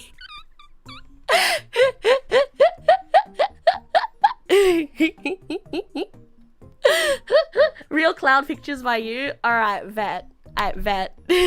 Judging God on his cloud. Wow! Deuterino! Wow! Now these clouds are some sexy ass looking clouds. These clouds are some sexy ass looking clouds. Yeah, these clouds are good. Yeah, these are great clouds. I like these clouds. Yeah, these are really good clouds. I will use this cloud as my reference, and maybe some of these as well. Yeah, cirrus clouds always look so good. Yeah. Like, see, these clouds are sexy. If the artists want to go do that dome, check out the stream chat. Yeah, personally, these are the clouds that I like, but like, they have a very nice composition, you know, because look at these swooping motions, you know, look at this swoop, and you can sort of see how, like, it swoops into the distance. These are the clouds that are closer to us, but it, like, swoops into the distance, and it all just becomes flat, you know. There's some motion in these clouds, like, unlike these fucking clouds. Like, where are you guys going? Where you guys going? Where's the motion? Hello? I'm sorry. I didn't stop shaming these clouds.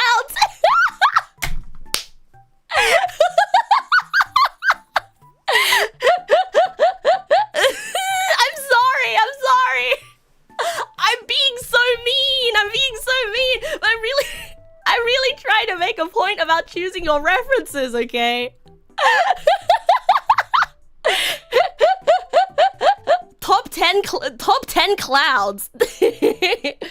But yeah, anyway, so like this what I'm doing here with the red pen is it's not just me like randomly caressing these clouds and being a menace, okay? I'm actually like sort of internalizing the shape that these clouds are making. And so I'm getting practice, basically. I'm getting practice with drawing some clouds, basically. Okay. So like you can sort of see the shape, right? You can I dare say you can sort of see the curvature of the sky of the earth. You can sort of see the curvature of the earth from like seeing how the clouds sort of move in this in this pattern.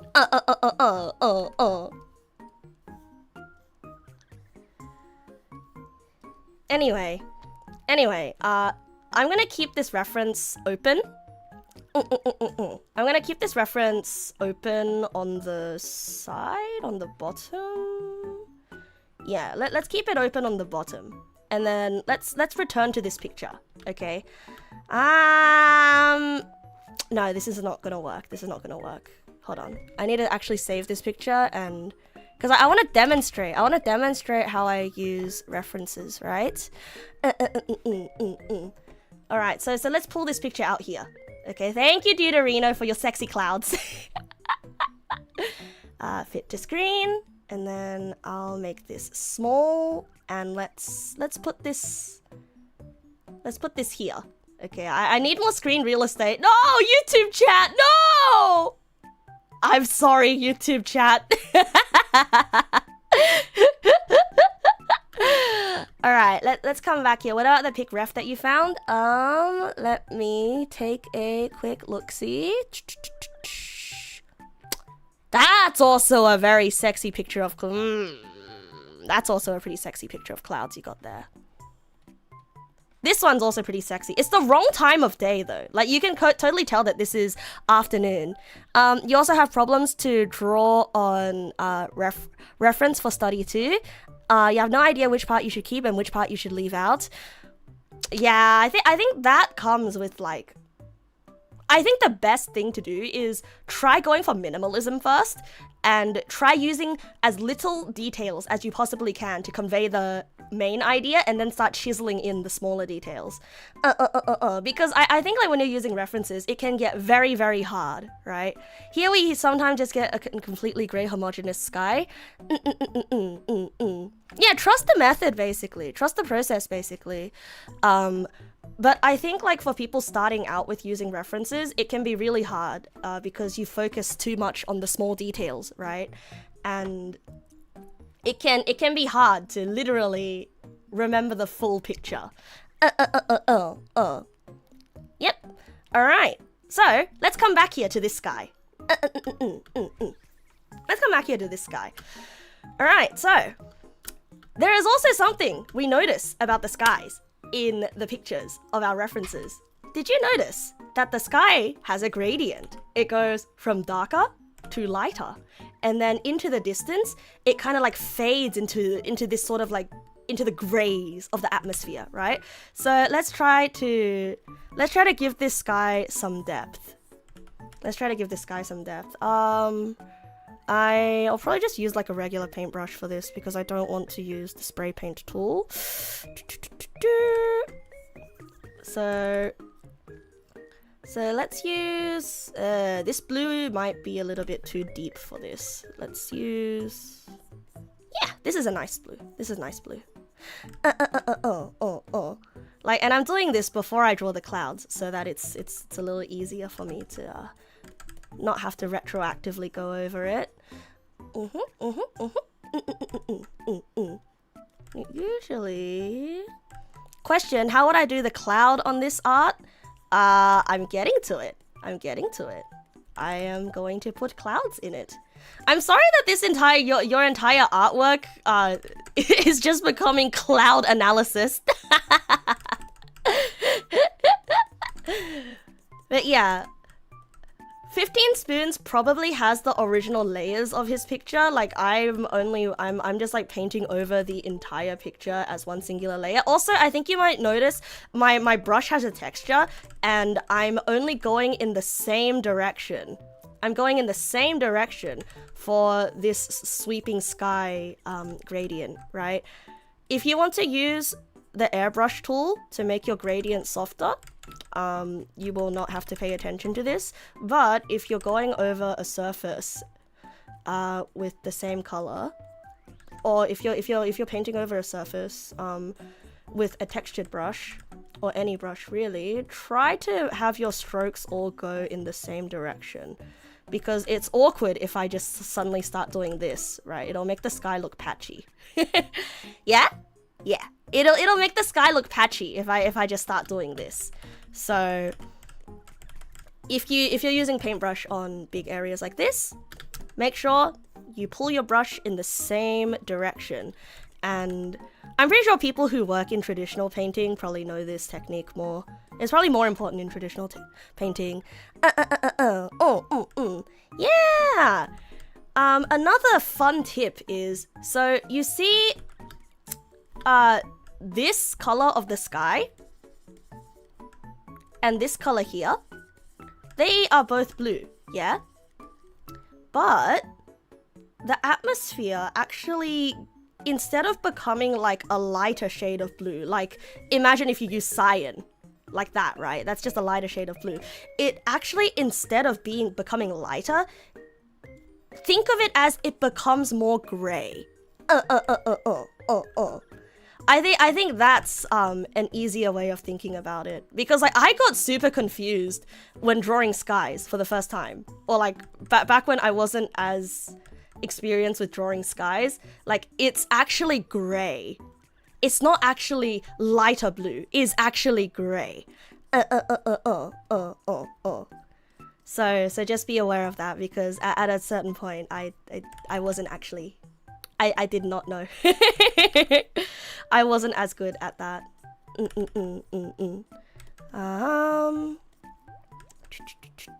Okay, let's fill this in a bit. All right. So now we've got a nice blue sky. Your brain is expanding from all of this. Good. I'm glad that I'm able to help. But you know what? If you want to be spicy, you can put in a little bit of cyan, because if you look at this picture, right? If you look at this picture, you can sort of like slice the gradient into some distinct parts. Like this. I really like it when skies have this kind of gradient. Yeah. You're trying your best, but you couldn't hold a blue ball. Yeah, so like this part of the sky here, right? You've got your deep indigo. And then here you've got like a transition shade. And you can see that it's like this part is a bit gray.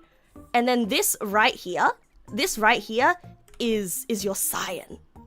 This right here is your cyan. So like, think of it this way, right? If you want to transition between two shades, it's always safer to go gray. Sorry, that was like a really bad explanation. I'll just show you in practice. Okay, say you want to like do this kind of blue sky, right? Say you want your blue sky like this. Now, instead of just blending it, like this, which makes it look really muddy. Yeah, instead of just blending it like that, what you want to do is you want to take this color and make it a little bit more gray, and then like pull it towards the light blue. So, you know what? I'll have to show you my I'll have to show you my I have to show you my color wheel. There we go. Yeah, so what you do is, you take the indigo here, you pull it towards grey, and then you bring it up towards like that sort of light blue, right, that you want to transition between. And then you sort of apply the transition shape. And then you take that grey, that's slightly greyified in between, and then you slap it here. Yeah, and then you slap it here. And it might not look right at the moment, but that's where we will start to blend it with my brush. I don't like using the blend tool personally. I like to blend things by hand.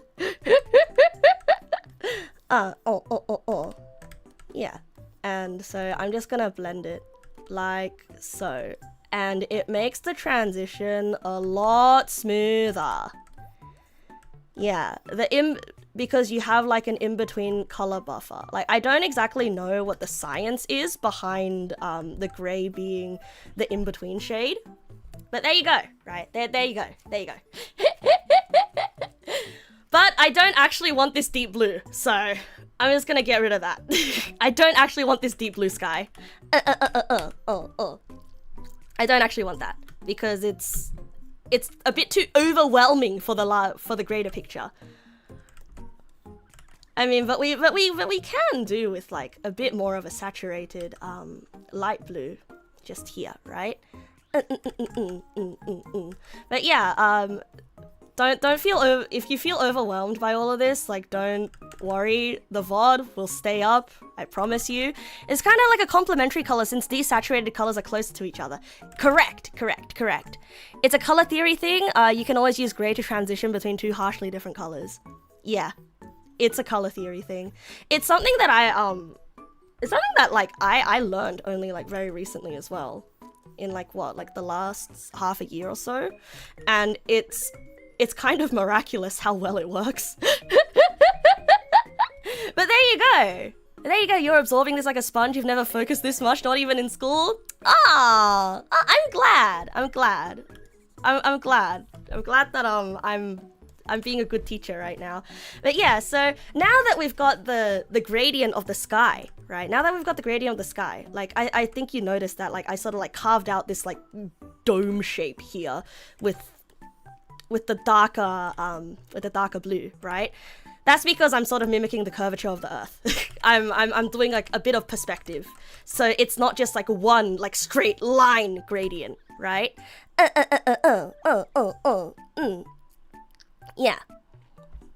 Yeah, so it's not just one straight line. So like it gives it a bit of depth. And I think you notice, something you might notice from the way that I did this sort of sky blending is that before I even drew clouds, it kind of already looks like there are clouds, right? And that's the beauty of atmospheric perspective.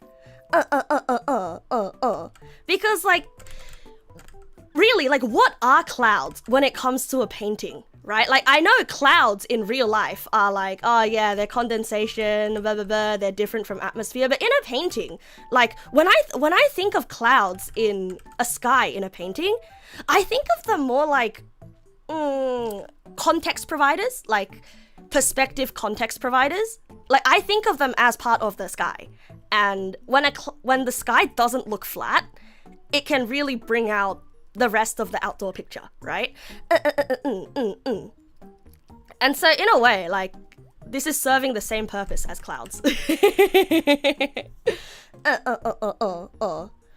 Okay, so now let's actually draw some clouds. So I'm going to take my big fluffy brush here, grab some white, and I'm going to try to mimic the shape of the sexy clouds that Deuterino sent over.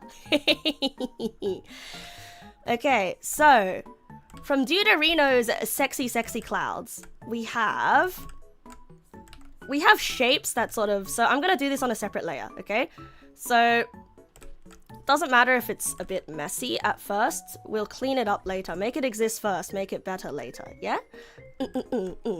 Like the clouds kind of, they gather at the horizon. You want to point out too is that the dark to light gradient helps massively draw the eye to the horizon. Yeah, exactly. It really like helps the composition of the picture. Because composition isn't just where you put your visual elements. It's, alright, it helps the perspective, sorry. It helps the perspective of the picture, right? Because perspective isn't just the lines and how they converge. Perspective can be color as well. Perspective literally is like anything that helps draw your eyes. Next cloud rating stream is the highlight. Hey man, the clouds are sexy, okay? Look, send me pictures of clouds and I will rate them. I have a favorite type of cloud. Don't judge me, okay? I'm a painter and I think very hard about these things.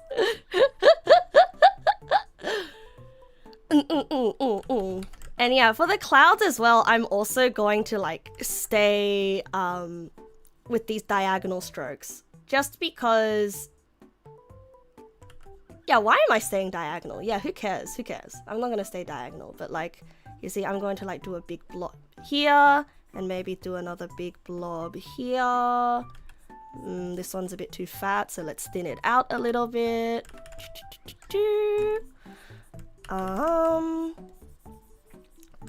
And let's do some like lighter clouds up here. Just like chisel out the shape. And you see the clouds coming from this way of Deuterino's reference picture. I like it when clouds do this. I like it when they do this. This shape. Very sexy. Hey man, I need to find a better word than sexy, but like I really don't know. Tasty? Is tasty a good word? Yeah, very tasty. There you go. There you go. But I feel like it's already ruined because I already used the word sexy. Very aesthetic? No, aesthetic doesn't really get the point across though. It's like, it's juicy, you know. I do want to eat the clouds. Hi Zappy, good evening. Welcome. And then there's a few splotches here. And I'm just gonna like do something random because it's covered by the tree anyway. Ugh, right? It's covered by the tree anyway. And like so. There we go. There we go. So like these are the basic shapes of the clouds. I have mapped it out. And you can kind of see how I referenced Deuterino's picture. You kind of see how I referenced it. I took my favorite parts of that picture and I just sort of like followed the shape. It doesn't have to be exact. Yeah. And now, you know, I'm not done with the clouds yet. I'm just gonna like add a few more shapes here. And what I like to do is I like to block out the general silhouette and then chisel it out with the eraser tool. Especially if it's on a different layer. So I'll just keep blocking the shapes. I think we can have more clouds. Don't be shy. Add some more. Don't be shy. Add some more. Don't be shy. Add some more. But at a certain point, it's okay to be shy. There we go. I've blocked out the clouds. It does look like a big bunny, right? And so now the clouds are too white. But that's okay, because this is the fun part. This is where we get to the fun part. Remember, using references, first, you block out all of the main shapes, and now we can start chiseling out the details. So let's start with down here. I'm going to just sort of blur the edges here, just sort of blend it into the rest of the sky. And I remind you of Bob Ross so much. Ah, thank you. It's been so much. It's been so long since I've done one of these overpainting streams. Like I forget how much fun drawing is. Drawing is so much fun. Drawing really is so much fun. Like drawing is like a lot less scary once you realize that there's a process to everything, you know? Yeah. Did I even do one in 2025? I didn't do an overpainting stream in 2025. Hi Faye, good evening. I do have my phases of different streams. I do. I was in a bit of a gamer phase. And also, I would like to show you that there appears to be... So,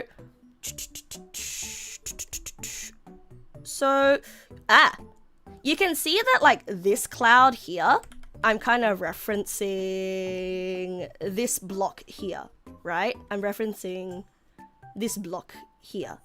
So basically I have the triangle. I have this triangle.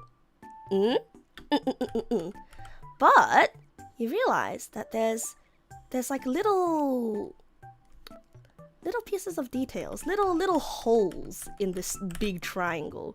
You see, this part is a bit less dense with cloud matter. And this part's a bit less dense as well. Oh, and would you look at that?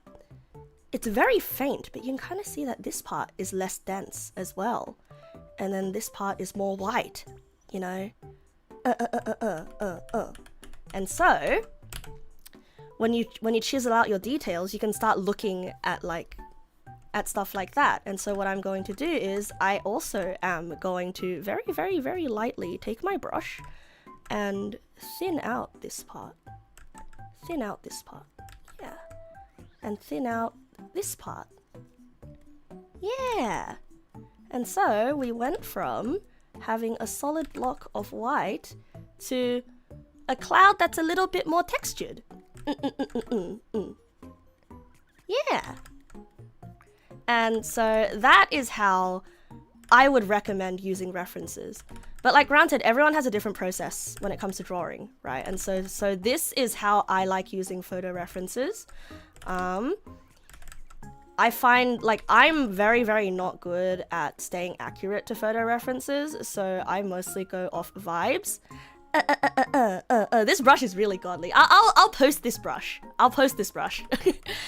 Oh yeah, and you notice like I put little dots here, right? Because you can see in the reference picture there are little dots like along the side here. So I am putting little dots. I am also putting little dots. Yeah, I will post brush. And did I find all my CSP brushes? Nope, I just went to the CSP store and I just downloaded a bunch of new brushes.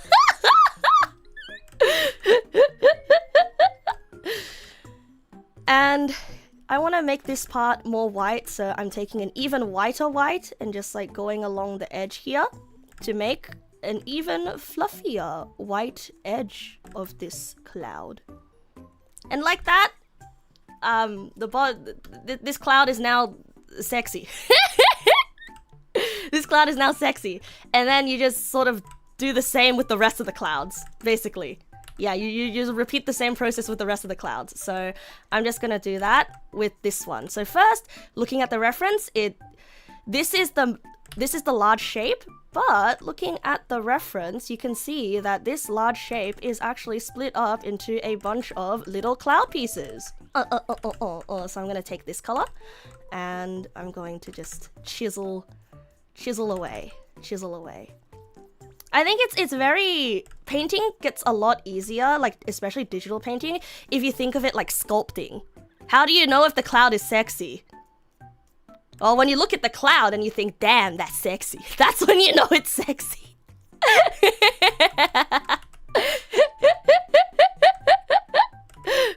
That's when you know it's sexy.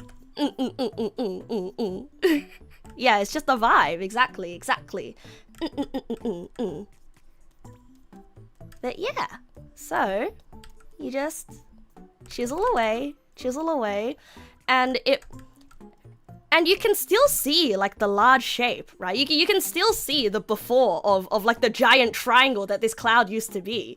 But all I'm doing is just like it's like I'm applying makeup, you know, like giving it contours, giving it valleys and whatnot, and staying sort of just looking at the reference once in a while. Like you don't have to be super accurate, especially not with something as wibbly as clouds. And over here as well, we can do with adding a little bit more of a valley. Yeah, it does give better perspective for the overall picture. Exactly. Yeah. Okay, I'm gonna try speed up here. Because I feel like I've talked enough about clouds. But yeah, so like after wait. Actually, after I've sort of like chiseled out, you know, the dips and all of the things, like that's when I start adding the little dots. Okay, that's when I start adding dots and like little details like this. Like remember, do not focus so hard on the little details like these until you've mapped out the large shape. Okay, start with the biggest details first, and then go for like big shadows, and then you can go for the small details, because at this point all you have to do is just dab on the small details. It's sort of like adding on like sprinkles at the very end. Yeah, also my BGM stopped. Whoops. Now that I've compared it to makeup, as a plain man, you can confidently understand and perform this. Ah, yes, perfect. Okay, fine. It's like painting Warhammers, okay? You have to start with a base. And then you have to start with like a base gradient airbrush for your Warhammer, okay? Before you can start like doing the small details, okay? Does that help?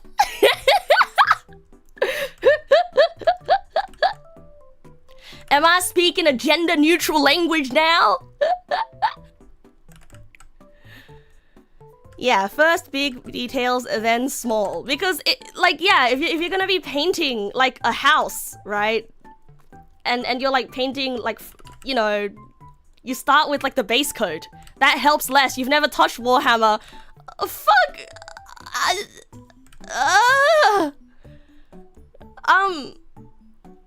Where does the Emperor go in this paint? It's not about playing Warhammer, it's about painting the minis! We're still painting the minis! We're not even playing yet! Please!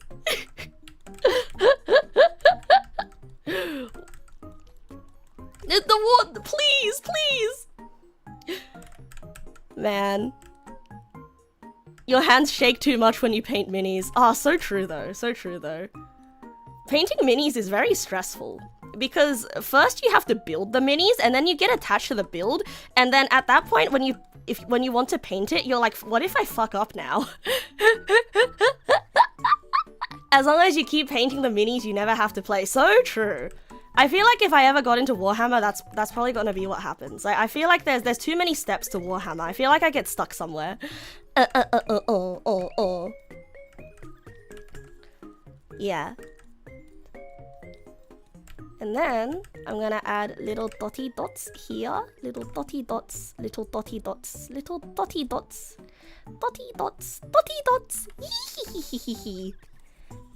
And yeah, clouds that are closer to the camera tend to be whiter. And now you have sexy clouds. Now let's compare the before and after of sexifying the sky. Before, well, actually, no, not that before. Yeah, we got before, we got after. We got before, we got after. There's depth now. I feel like there's too many clouds now. You see, it really is up to your own discretion how many clouds you want. Because now I feel like I have too many clouds. Kind of reminds you of condensed milk. Yeah, kind of looks like condensed milk. This is nice. Yeah, I feel like there's too many now. Yeah, I don't know, man. I think I went too hard on the sexy cloud thing. I feel like there's too many. Let me just like uncloud it up. Kind of reminds you of ice. Yeah, kind of. I mean, like, I've always thought that clouds look like icebergs in real life anyway. Like, I remember when I was a kid and I would go on planes and I would see the clouds and I'm like, whoa, are we at Antarctica? Look at those icebergs. You had that Battletech back in the day. You spent all your time designing mechs and vehicles and you didn't play. It helped that your friends refused to let you field your own mechs after you fielded a mobile artillery piece.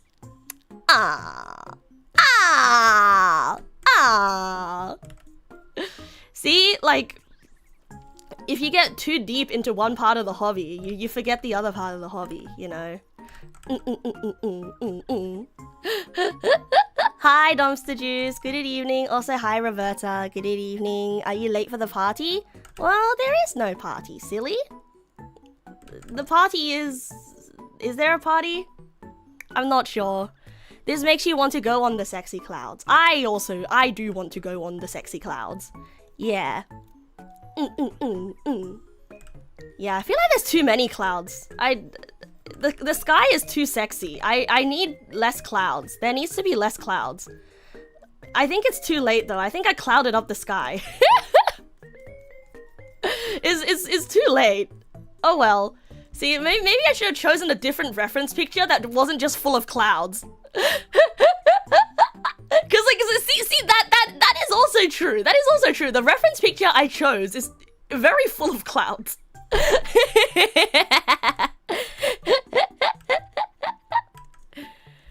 But yeah, there you go. There you go. There's the sky. And should I move on to the next picture? Or are there more things that we can still do with this picture? Do you need to alter the transitions of the foreground, background, middle ground? Is that fine? Would that eat up too much time? You don't know how to tell if they're clearly defined. Okay, so, I mean, doing this to the sky clearly defined the background, didn't it? Like, doing this to the sky, like, very much helped separate the sky from the rest of the picture, right? And so, you can do that with the foreground here, right? The sky, yes. But the ground you mean mainly. Okay, gotcha. Okay, so first let's close all of these stupid sexy cloud references. That's all good, because I was going to get there. So actually, remember this picture that I pulled up the very first time with the blue mountains here? Yeah, remember this picture I pulled up with the blue mountains here? I think this was a good example, because also I don't want to bother, I can't be bothered looking for more pictures.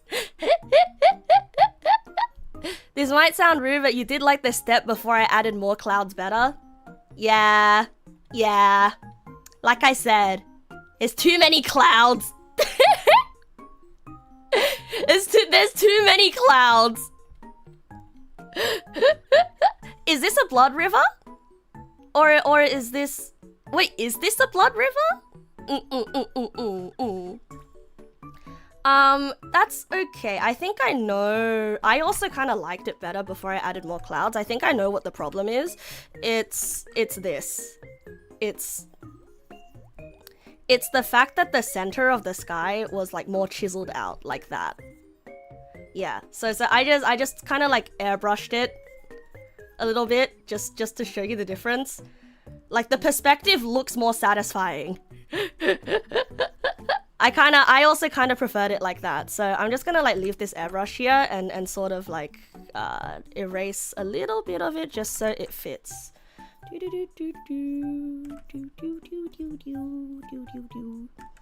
Yeah. Yeah, I liked it better before. I think this patch of clouds up here kind of mess with the perception as well. Yeah, it's good to not pay too much attention to details too early. Now, we won't hurt too much wiping out some clouds. Exactly. It won't hurt too much when you wipe out some clouds, because you're not paying too close attention to the details. You're paying attention to the vibes that each of these large strokes bring to the picture. Yeah. Anyway, alright, going back to this picture, when I looked for the clouds, I would like to bring your attention to this. I would like to bring your attention to how the ground is separated, like the different things, you know, foreground, midground, whatever, right? I know it's not exactly the same, but it looks kind of similar, right? Because it's sort of like pulled out, it's an outshot, it's very hilly, it's very full of valleys, and it's sort of like a scenery shot, right? So the first thing that I noticed here is this triangle. That is the foreground. That is a foreground element. This here is a midground, and these are... Okay, personally, I think foreground, midground, background is not a helpful thing. Foreground, midground, background, I don't think is a helpful distinction. Like, I don't think there should just be three. I think it's less about, you know, fore, mid, back, and it's more about perspective, right? Yeah. There are definitely four in this picture. It's more about like layering things that are in front, right? It's about making sure that things that are in front look like they're in front. right? And so how in this picture does the lighting make this part look like it's in front? Well, you see, it's very clear when the edge here gets cut off, right? It's very clear when the edge here cuts off, right? Because you notice that this part is shadowed and this part is light, but right in front of it here, this is the darkest part of the next block, because look, this part is the lightest part of that block. But I wish I knew how to explain. God, I wish I knew how to explain. I feel like I'm not explaining it well enough. Tell you what, let's do an experiment, okay? Let's do an experiment. So, actually, you know what? I'll just demonstrate here. Fuck it. Actually, I'll just demonstrate the same concept here, right? But right now, yeah, you can see some distinctive shapes. Right now, these two look like they could be on the same ground. They look like they could be on the same ground. So, like, you did it a little bit here, where, like, it's a bit dark here. Oh, and also, fun thing, I noticed that you shaded this yellow with just a darker yellow, like that. If you want to make it tastier looking, what you could do is you could actually shade with some blue, because shadows cast in different lighting conditions will have a different tint to them. And so because the sun is warm, right, shadows that are cast in the context of the sun's light will always be a little bit more blue looking. Yeah, they will always be a little bit more blue looking. And this color that I'm shading with is not actually blue. It's actually gray. It's actually a gray version. See? It's actually gray. See that? It's a grayed version of this yellow. But because this yellow is a warm color, gray will automatically look blue on it. Yeah. The leaf and grass brush is really hard to get the shade you want. The blue forest has different shades of blue a lot, even though you never change colors. No, I actually really like the fact that there's color jitter on it though, because like this color jitter I really like. Yeah. So, I think that's something for you to take note of. So when I say you want your shadows to look a little bit more blue, a little bit cooler, you don't have to immediately jump to using blue. It's usually gray. Yeah, it's usually more gray. And so it's just like blend it out a little bit more here. Using this brush I have, I'm just going to pull upwards like this to give it the appearance of grass. Remember how when I was doing the sky, I was only going horizontally? Well now, because we have a different texture here, and we want it to look a little bit more chaotic, I'm just going to pull upwards like this, so that it does look a little bit more chaotic like that. Our atmosphere scatters blue light, and that scattered blue light makes its way into shadows easier than the more direct and less scattered green/red light does. The blueness is also more pronounced by that color contrast between light and dark, which is a perceptual thing. Yeah, what Little Toothbrush said. What he said. What he said. Because he's correct. Yeah. And so now that we've got, I can like scatter a bit more of this blue here as well, because there's grass, right? I'm assuming this is grass or like dry bristly terrain grass type thing, right? So I'm taking some of this dark stuff and I'm sort of scattering it around here. And you can sort of see that the tree here kind of has that shadow. Not only the tree, but you can sort of see that there's dimension to this little hilly part, right? And so actually I would like to make it a bit more saturated because it is during the day, right? It is during the day. So I'm gonna take some yellow. I'm gonna take some bright yellow, and I'm going to just like go around the edge of this part. That is not a good yellow. That is not a good yellow. Oh, Yeah, maybe yellow wasn't the right color. Maybe I'll go with more of like a peachy color, like this one. Yeah, more of a peachy color. That neon yellow does not look good. That neon yellow does not look good. Yeah. I'll take more of a peachy color, and then I'll go around the edge of this. And so I'm giving it some rim light. But you can see now there is a similar effect to what is happening with this block here, right? Because look, if I take this color, that's the light part. I take this color, and I take this color, it gets darker, right? Right? You can sort of see that even here it's like that.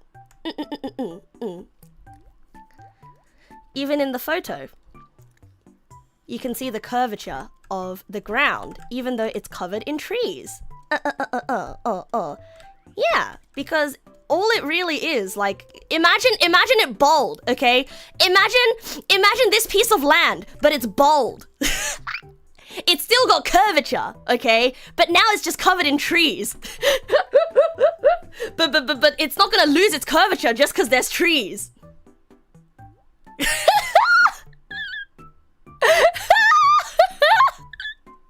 Northern Land! Hi, Fully Coolly, good evening.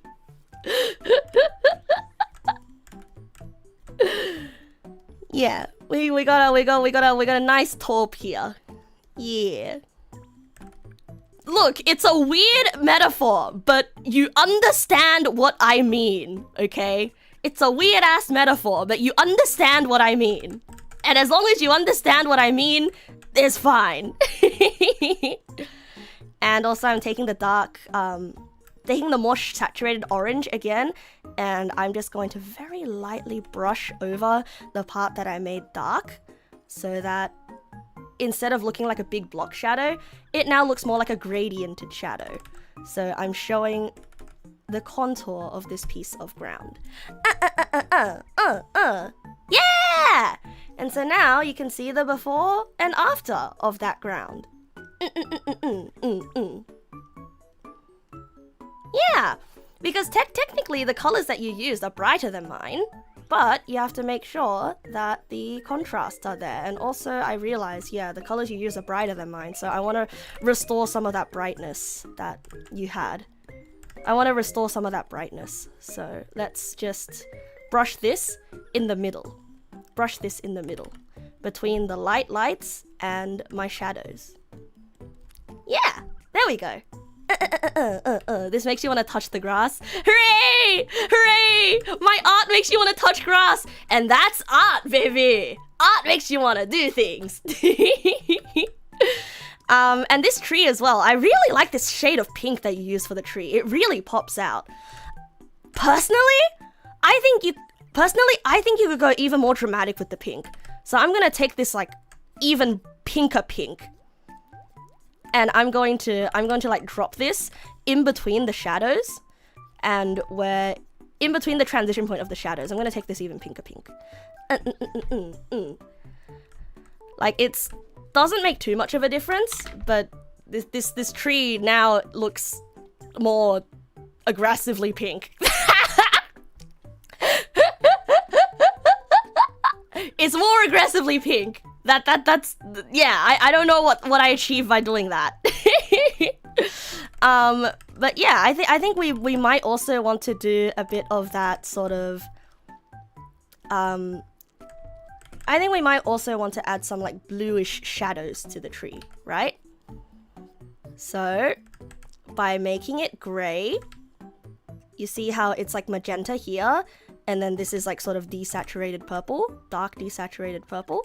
We can sort of do this as well. And then we can add the shadows here. You see there's like a little triangle here where that creates the illusion of, or like the impression that the tree has a dip here. And then there's another little dip here. Oop, and this part's getting a bit smudged. So let's take some of that bright color to create another edge here. Yeah. Oh, they absorb the blood from the soil. Oh, these are blood trees. Ah, Ah, cute. I think. Yeah, I made the tree look more veiny. Yeah, I did. So what of it, huh? What of it? Okay, so another thing is the leaves of this tree now are kind of blending into the sky. Now, it didn't have this problem before I made the sky more dimensioned. It did not have this problem before.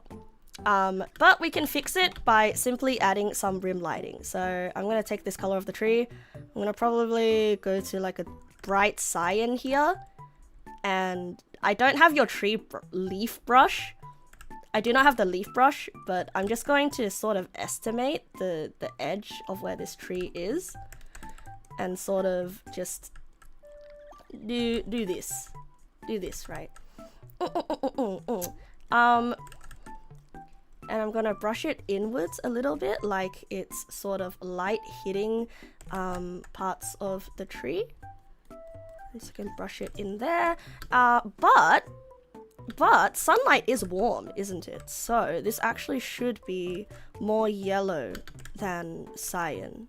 Yeah, this actually should have been more yellow than cyan. So I'll just sort of fix that as well. No worries. Nothing's not fixable. You can always make changes to your picture. And of course, because leaves aren't always... There's like gaps in the tree made by the leaves. So I'm just gonna scatter some of that yellow light all throughout the tree. You know, in Japanese, there's a word for shadows created by light filtering through tree leaves, right? It's actually one of my favorite words. I know it's like such a cliche, like favorite word to have, right? But that word is komorebi. Komorebi. Light filtering in through the gaps of tree leaves. Yeah. Hi, Real42. Hello. And also at the very bottom here, I'm going to just make dark. Take the darkest color of the tree leaves and just... Is this going on the leaves or around the leaves? You're wondering if you alpha lock it at all. It's going both on and around. So it's a bit complicated because like right now I am thinking of each of the leaves as individual leaf. Like I'm accounting for the fact that each leaf is individual and light can filter through, but also I'm considering like blocks of leaves as one structure. You know, like thinking of it like strands of hair, right? But you also have to account for the fact that like the leaves will let some light through.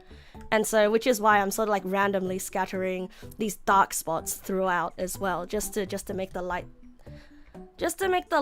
parts of the tree look more pronounced. Yeah, dappled sunlight. That's the word. Dappled sunlight. Okay, and now the bright pink of the branches kind of doesn't look like it fits anymore. I don't know how to fix that, personally. I might just experiment here. So I'm gonna, like, once again, take this, like, sort of, like, dark, desaturated, like, brown, copper, rusty color. And then I'm going to very, very gently brush over these parts of the tree that are sort of inside here. Just to show that, you know, it's getting shade from all these leaves. Like it's not just a neon RGB stick that's poking its way through this tree, right? Yeah. And so we can sort of like add a bit down here as well, like so. There we go. It's not the best, but it works. In English, you called it dappled light, but having a dedicated word for it reminds you of caustics. You love caustics. So pretty. What are caustics? I feel like my brain's blanking on that. And remember the thing I said about dappled sunlight? We could put some dappled sunlight spots in the grass here, actually. I'm not very good at drawing dappled sunlight, but dappled sunlight is very, very pretty. And so I think like this is one of the stuff these are one of the things that you probably like add at the very end if you really feel like it. But yeah, dappled sunlight is very nice. You modeled it after a sakura tree. Yeah, I noticed because it's like twisty turny. But yeah, there you go. I separated the foreground from this middle part. Now here's the next part, right? Before I move on from this picture, here's the next part. So remember the thing I said about consider this as a bold person? Consider the ground is also bold and there's contours. Well, you know, where there is a contour, where there is a dip in the ground, obviously, if there is a valley, it's gonna be darker because it's gonna catch more shadow, right? Like, places that are higher are going to catch more sunlight than places that are lower. So we really want to show that. We really want to show the fact that this ground is lower. But light does disperse into the distance, so you just want to very gently sort of imply that, hey, you know, this part's closer, this part is a dip, and then as you get further away, you can sort of just keep that general color like that. You're gonna be real, the definition of caustics goes over your head. Isn't that flat ground though? It is. Yes, it is flat ground. But the light disperses, the way that we perceive light as it gets further away, it evens out, right? It evens out. But the main point that I want to get across here is that because this part is closer to us, this part is closer to us than this part, right?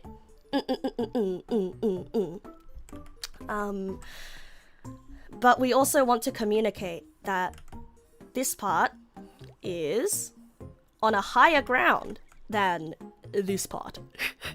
Yes, is depth thing.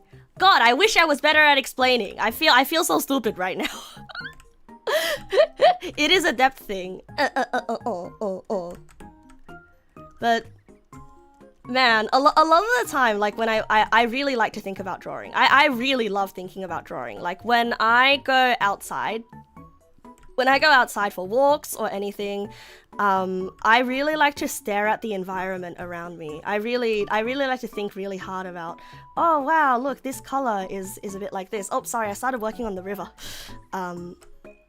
Anyway, so this is how I show the difference between the elevation here, right? Now the river, when you do this brush you used and the color that you used here, it makes it look like I thought this was a path.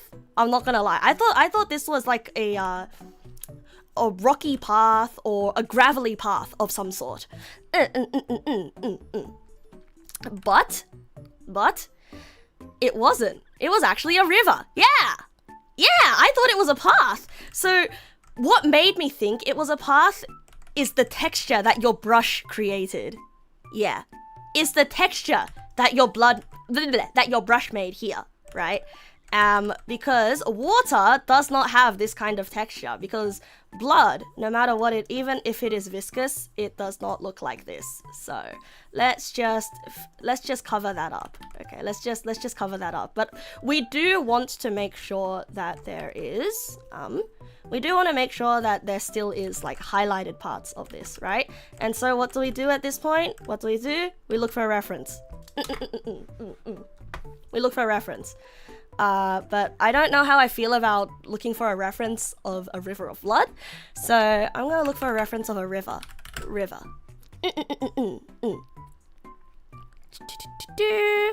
Oh, this is a really good one. Yeah, this one's been color corrected to shit. But this one's pretty good. So don't use yourself as reference for I won't. Yeah, Zippy, you also thought it was a reddish pathway. And so once again, as you can see, it is doing a similar thing to the clouds where there are ripples and then it slowly just becomes noise. It just becomes like lines It literally just like becomes straight lines the further you get. But the closer you are, it's sort of got like, woo, it's a bit wibbly wobbly, woo, woo, woo, right? So, let's do that. Yeah, let's do that. Let's work with that. So I'm gonna pull out this reference. Gonna save this image as. I do not want to save it as an avif. Please let me save it as a pung, a panung. You thought it being a river of blood because you're edgy like that. Honestly, kind of impressive. I mean, the question is it running water or is it still water, right? You knew there was something you had to do horizontal wise, but you just butchered it. All right, let's use this as a reference picture. Why not? Right, let's use this as a reference picture because you can sort of see the shadows and the reflections quite well here. Water is so reflective. Wow, water is reflective. All right, let's do this. So first of all, I'm gonna open my reference here. I'm going to put the reference in here. Okay.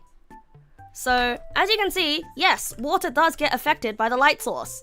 But water, like it straight up just reflects really shinily, right? It reflects really, really shiny.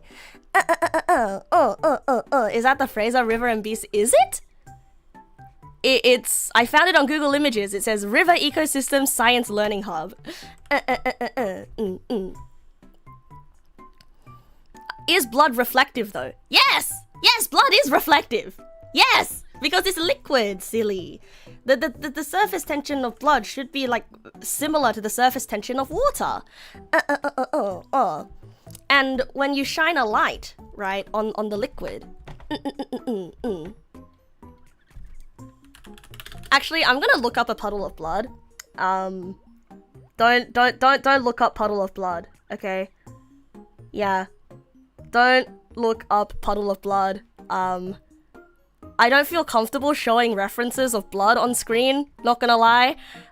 So you're just gonna have to take my word for it, okay? But it does seem that blood, the deeper it gets, it becomes sort of like this black viscous ooze, right? It becomes black viscous ooze. So what we're gonna do is, because we know that it's gonna get more shallow around the banks, we're going to make it this like black viscous ooze like this. The horizontal lines are meant to be the reflections. You probably should have had more patience for it. Yeah, that's the thing with painting. It takes a lot of patience. I say as somebody with crippling ADHD, but you know. Yeah, if it's pure blood, it's probably gonna be a lot darker.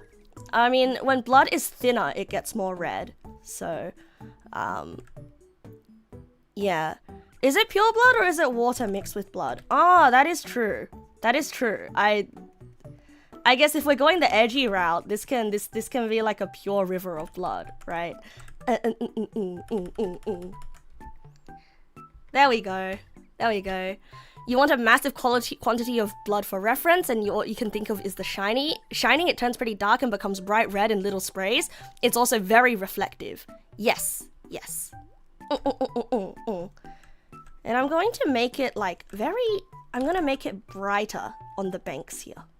Just brighter around the edges here. Yeah. Yeah, this is kind of scary. Hey, it's scary. Hey.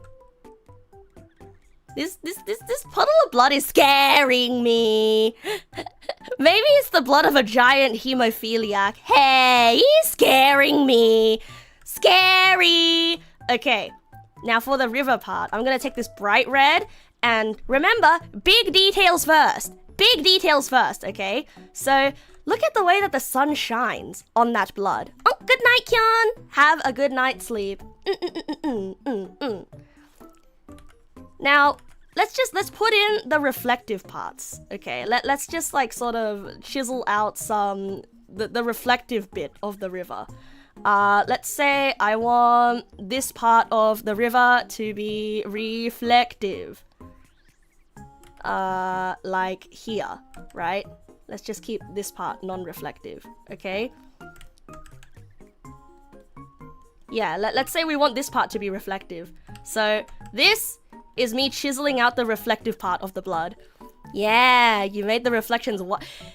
Yeah, because deep blood is, there will be white reflections though. There will be white reflections, but that will be the highlight of the highlights. I can't drink! I will die if I drink! And now that I've chiseled out these big parts, I'm just going to make my brush smaller, take this dark color, and then sort of like go in streaks like this. Go in streaks like this.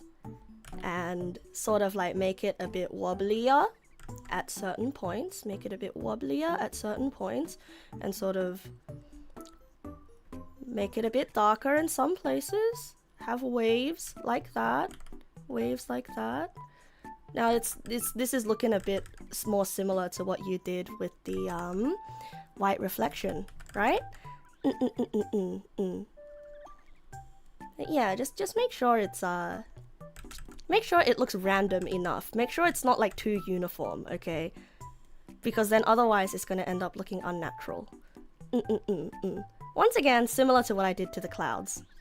Yeah, I gotta say, this process it feels very similar to what I did to the clouds. Yep.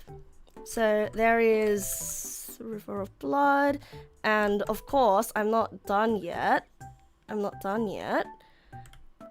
Now, yeah, River of Blood is already pretty unnatural. Yeah. Add a suspicious gnome with a knife in his hand. Now I'm gonna take the brightest color of the blood, but guess what? That's not the brightest possible red you can have. This is a brighter red. I don't want the brighter red though. I'll take like a bright orange. And then I'll use a different brush. I'll use a brush with less texture. And then I'm gonna go over these parts and I'm gonna add highlights. I'm gonna add a highlight here. Yeah, I'm gonna add a highlight here. Just following the curve of the river. I'm gonna add highlights here. I'm gonna add a highlight here. And let's add another highlight down here. Yeah. So that it's sort of...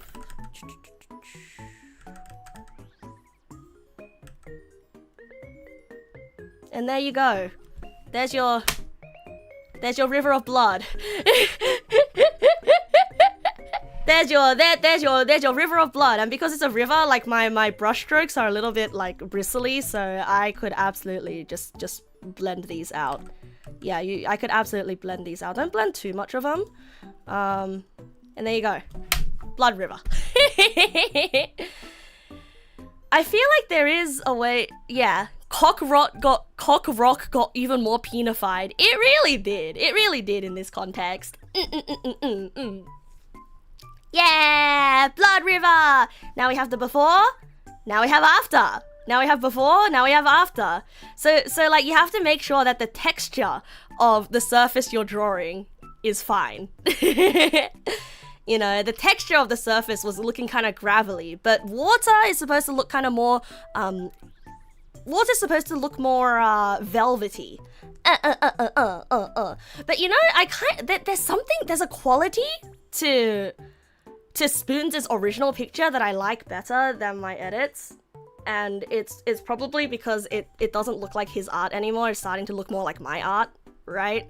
So like I'm not saying that mine is better, but if you are looking for more depth, these are some techniques that I can suggest. Yeah, these are some techniques that I can suggest. And even with this, actually, I wonder if putting more yellow in the distance here would sort of Just like lightly airbrushing some yellow onto the trees here would sort of help with that feeling of depth, right? Yeah, OG has a Dr. Seuss-like quality to it that I feel like just kind of, that got lost when I yassified it, you know? Yeah, like I'm gonna be honest. I think my edits made the picture lose a lot of charm. Like I'm gonna be 100% honest. Like my edits have lost it a lot of charm. But like sort of if you compare the two thumbnails, right? If you compare the two thumbnails, like I was helping with depth, right? I was giving advice about giving depth, and I would like to think that I have succeeded in creating more depth in the picture. Yeah. So that is it for this picture, because I feel like we should move on. I feel like we need to move on to the next one. Yeah. And I hope I learned people a thing. Hooray! Because I missed it earlier. What is this? I have exactly 1 hour to do the next one. I want to take as long as I want though. I want to be able to take as long as I want. Whoa! That is a sexy sky! Whoa! Wow!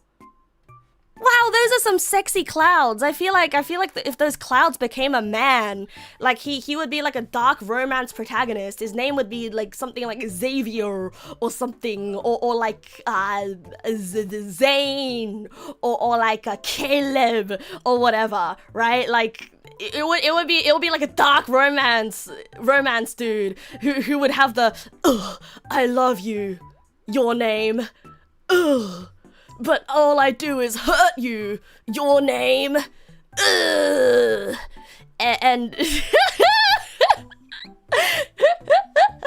I don't know. Like, look, these clouds are sexy, but like they're not my type of cloud, you know. Like these clouds are too edgy for me. These clouds are too edgy for me. But like, I can acknowledge objectively sexy clouds when I see one. Let's name it Archibald. Opera GXS clouds. You took that picture between two storms. One had just passed, and you can see the second one coming in the right there. Oh, that is actually interesting. You see, like when you give it context like that, it becomes so much more beautiful.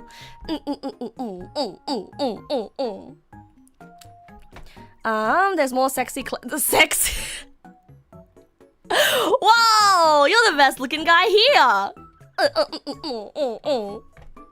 Whoa, look at this sexy cloud. God, wow, the remaster, it really, man, you can barely see any pores in his little porcelain face.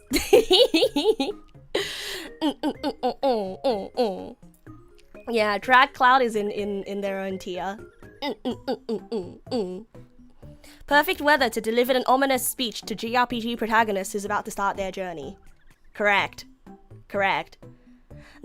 About to start their journey at this point, or is it more like about to meet the final boss? About to have a confrontation with the big bad? Or it's like the turning point of the story where you realize it's no longer sunshine, rainbows, and happy times, and this is where like the final act begins.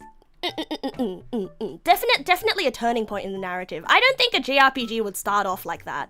See, JRPGs, they usually start off more peacefully, right? I am the storm that is emerging. Oh man, this is the skybox during the end fight. Yeah. It's never sunshine, rainbows, and happy. The types of JRPGs I play start off with sunshine, rainbows, and happy times, and then it just like randomly hits you with a really sad, like it hits you with all the emotional beats, and you're like, please, I miss when everyone was happy. And then the village is burning after you come back from picking apples. Yeah. Does Mario count as a JRPG? Technically, yes. Anyway, let's move on to the next picture. I'm going to send this picture in stream chat. Send my edited one in stream chat. And the next response is from... The next picture that they want me to Nassify is from Nonakin! Nonakin! Hey! Okay, so, is there anything in particular that you are having trouble with in this picture? Wait, sorry. Let me just put that here. Okay, is there anything in particular that you are having trouble with? Or is there anything that you want me to help you improve on? And all they said is... I just want to see what you do. Well, I mean, like, I'll know what to do if all you want me to do is you want to see what I do. I guess I can show you what I would do. Let me see, workspace, canvas, new window. All right, let's pull that out and let's send this one over here. Okay. Okay, what will I do with this picture? Only 5 responses, not many, and nearing the end time, I'm on the second draft. Hey man, there was a lot to work on the first one, okay? By work on, I mean there were a lot of questions being asked of me of the first one, and this one is, I will turn you into a pie. Okay, what will I do with this one? I mean, you want me to yassify it? You want me to yassify it? Like what would you want me to do? How would I yassify this? Okay. Well, first of all, No, there were a lot of questions being asked. That's not what I mean. That's not what I meant, Spoons. That's not what I meant. Are we looking at a part 2 of this stream? Only if I feel like it, personally.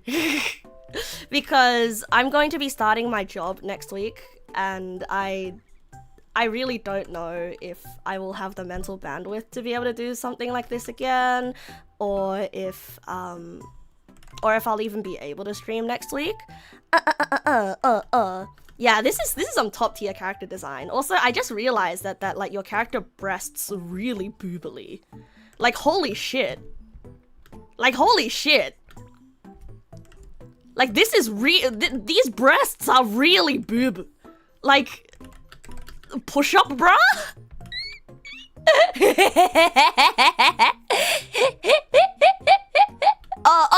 Wait. Oh, this is a shoulder. Oh, this is a shoulder. Okay. It was very not clear.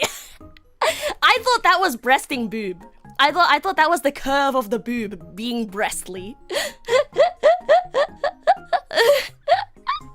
Hey! I'm working. I'm analyzing the picture. The boobs are part of it. Yeah, don't be sorry that you took up time, bro. Do not be sorry. It was a lot of fun, and I think a lot of people got a lot out of looking at that one. Stop shouldering boobily at me. Okay, so what I will do is first God. I mean, you didn't ask me for anything, so I guess I'll add a neck shadow here, I guess. Sorry that you sent it to me in pixel art and I'm just like using a regular brush for it. Yeah, and then I guess I'll add contours here to the breasts to make them even booblier.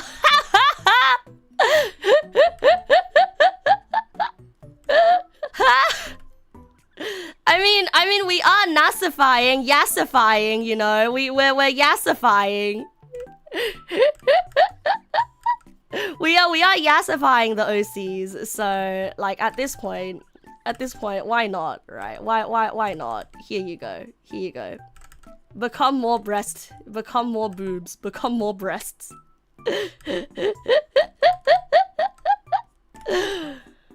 Oh, boobs are actually quite hard for me to draw, not gonna lie. Like what is this? It's just like 2 sacks of fat that sort of like just protrude. And then like there's a part of the skin that sort of like presses up against itself as well when the two sacks collide.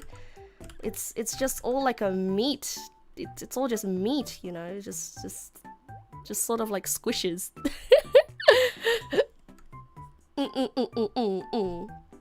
There's like, yeah, add some booby highlights as well, I guess. There's a booby highlights here too, I guess. Yeah, and there's like pectorals underneath the boobs as well. Like, gosh, there's so much to consider. Yeah, anyway, there you go. It's not really, didn't really boob it anymore. I feel like I'm shading a mango. I really do.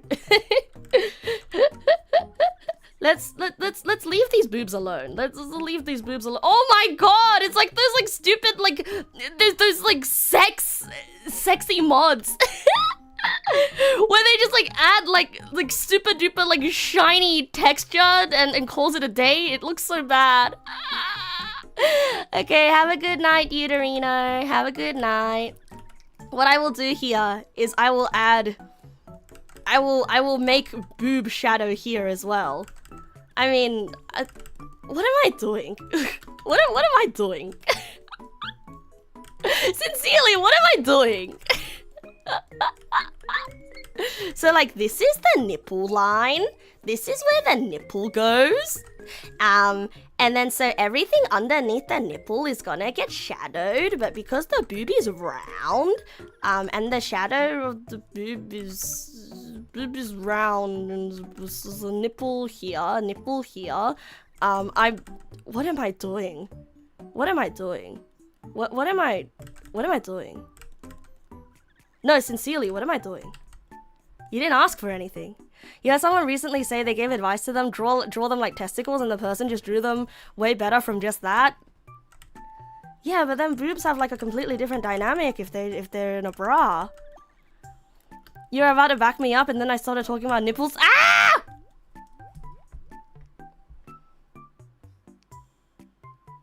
I'm terribly sorry. I don't know what to do with your OC.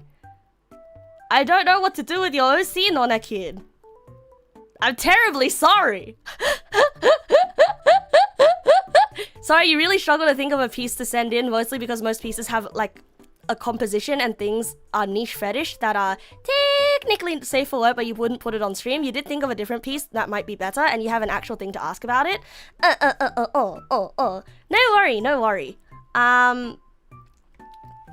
Yeah, I'm sorry. I don't know what to do with your picture because you didn't ask for anything.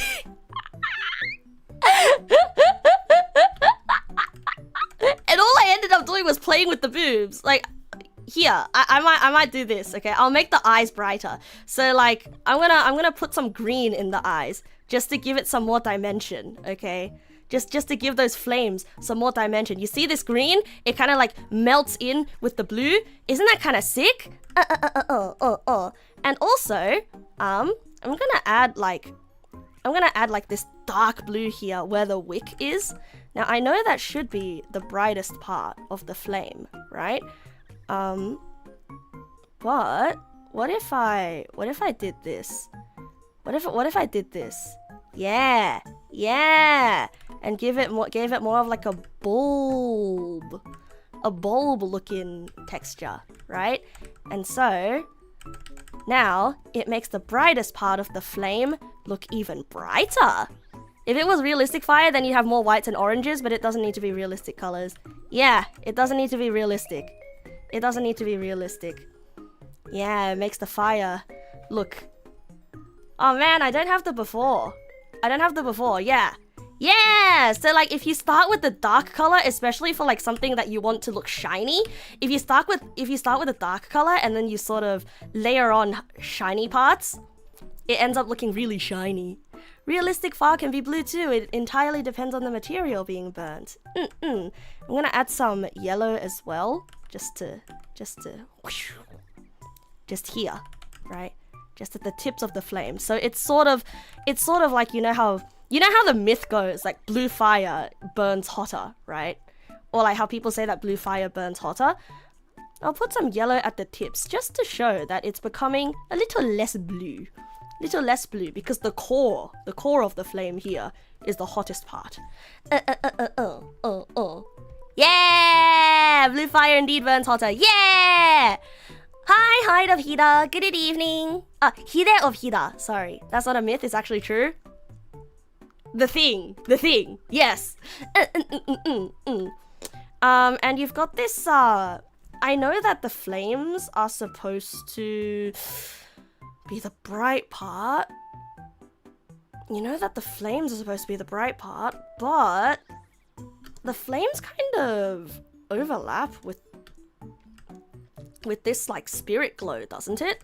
And so we kind of want this spirit glow to make it look a little bit more hollow on the inside.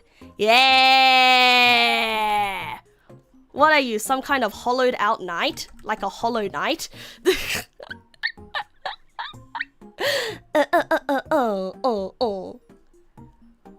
But yeah, so like we want these parts to be a little darker.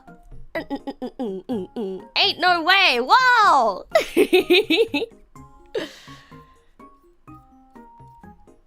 But we'll add that purple around here to make it look like it's all glowing in there as well. I'll fix up like the edges of the flame in a bit. I'll fix up the edges in a bit. Flame edges, I'll fix that, fix that, fix that, fix that, fix that. We also want this want it to glow as well. So let's give it like a bit of that glow.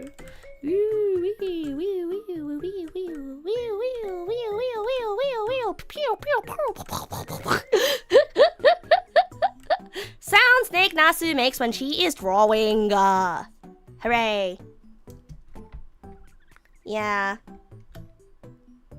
Yeah. So it's more like you need the contrast to make the flames look more like eyes, in my opinion. In my opinion, right? You need to have contrast. Otherwise the flames they do kind of blend together with the purple. But I don't really like how I ended up just hiding the purple though. So I might try to bring it back. Yeah. Yeah. Yeah. Yeah.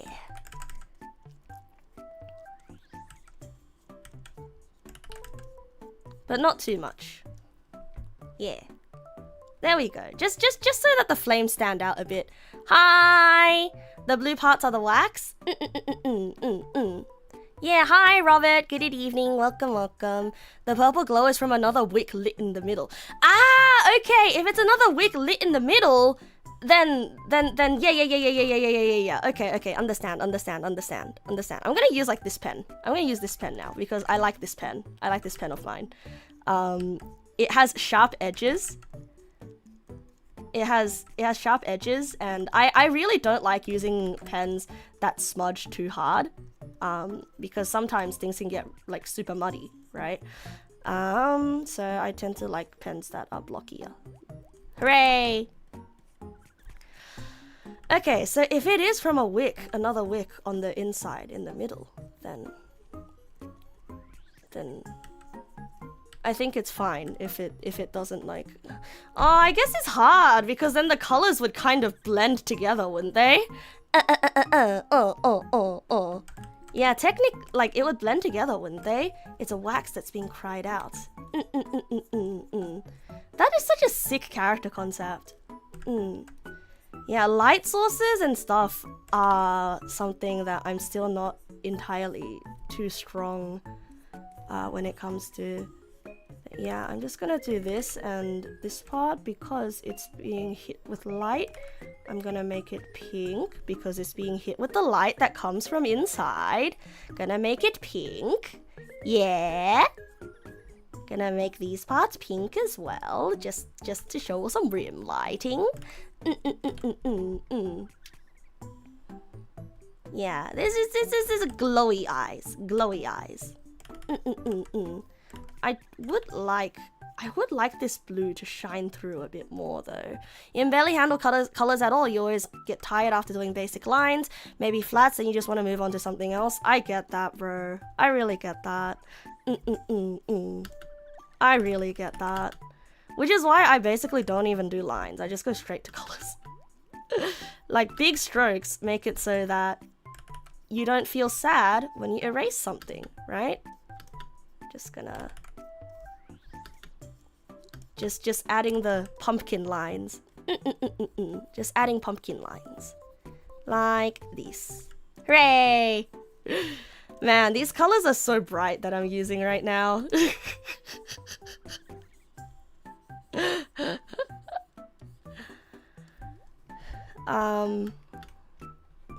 I feel like the pen I'm using right now feels kind of like a marker. You'll admit you get bored halfway through a piece. Sometimes you get super frustrated with it and you just kind of not finish it, then faff about it once in a blue moon. Oh, bro, I get that so much. I have so many unfinished pieces where it gets to a certain point where I'm like, I don't know if I'll be able to pull this off. And so I just stop working on it because I'm like, yeah, no, I have no idea what I'm gonna do. And it gets super frustrating because it's really hard to finish a piece. You know, it's really hard to finish a piece. And sometimes you really do have to just force yourself to finish a piece of artwork because otherwise you're never going to finish anything.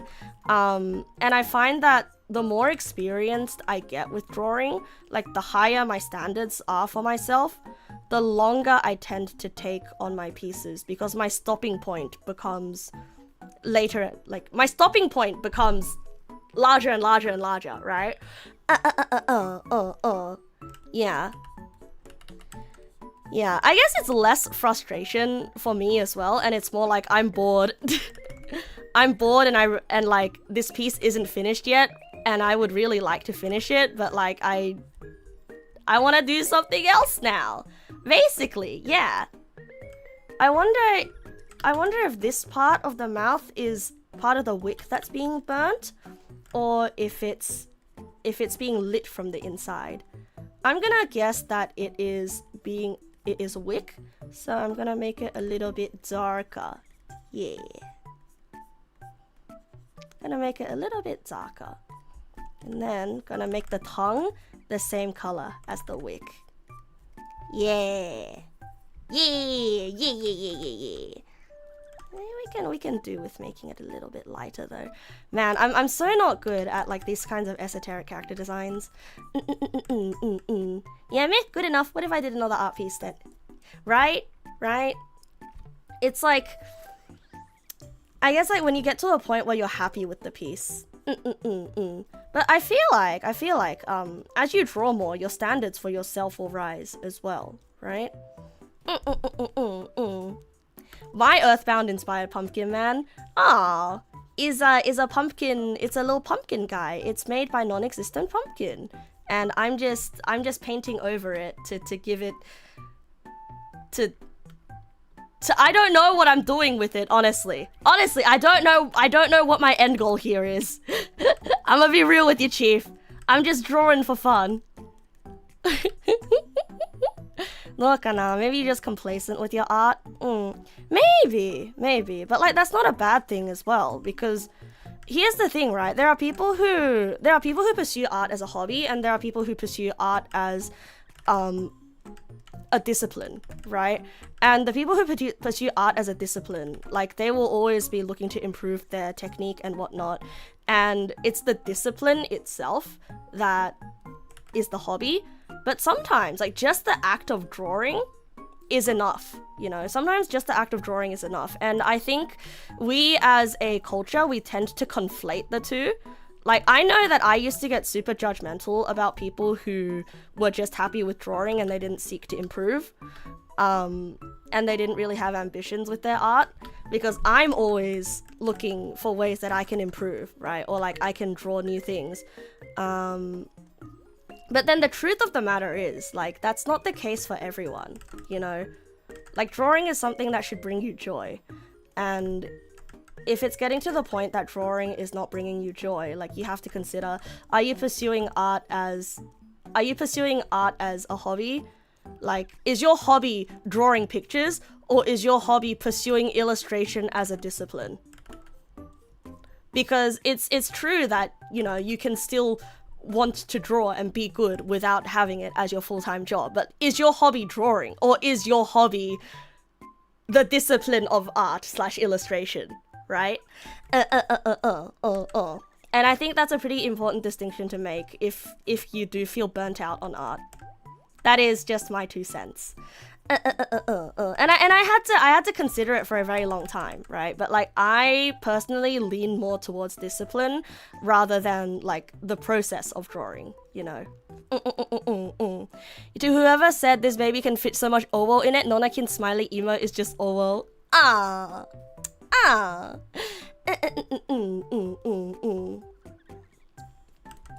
And I find that people who I find like a lot that the people who struggle with a lot of like self-doubt when it comes to drawing, or like people who suffer a lot, I guess, are people who haven't, like just from my personal experience, right? People who suffer a lot with like, why isn't my art good? Why isn't my art good? It's people who are caught between the, do you draw to draw well or do you draw to enjoy drawing? Because I feel like inherently there is this guilt that a lot of people feel about, if I enjoy drawing, then why am I not having a good time right now? Why am I not happy, right? But yeah, there's different ways to do art. Philosophically, there are different ways to approach art, and I think that's perfectly fine. But I think until you realize your philosophy about art, like it will be a bit painful. Yeah. Could be, I suppose so. Could be a lot of outside factors. Like, I don't know. Like I also used to be the kind of artist that would angst about not being good enough, or like not being able to achieve a certain level of skill. And the thing is, like, I am that type of person, right? I am the type of person who stresses out about not being good enough all the time. Even now, actually, I stress out about, am I a good streamer? Like, I stress out about, am I a good streamer? Like, once every day. And I angst about it a lot. But and I angst about, am I good at this? Am I good at that? A lot. But like, I don't know. I forgot since when it came to art, I just stopped angsting, you know? Like, I'm happy. I can accept drawing a bad picture, right? I can accept failing to draw a picture. But then I don't really see one bad picture as a reflection of me as an artist.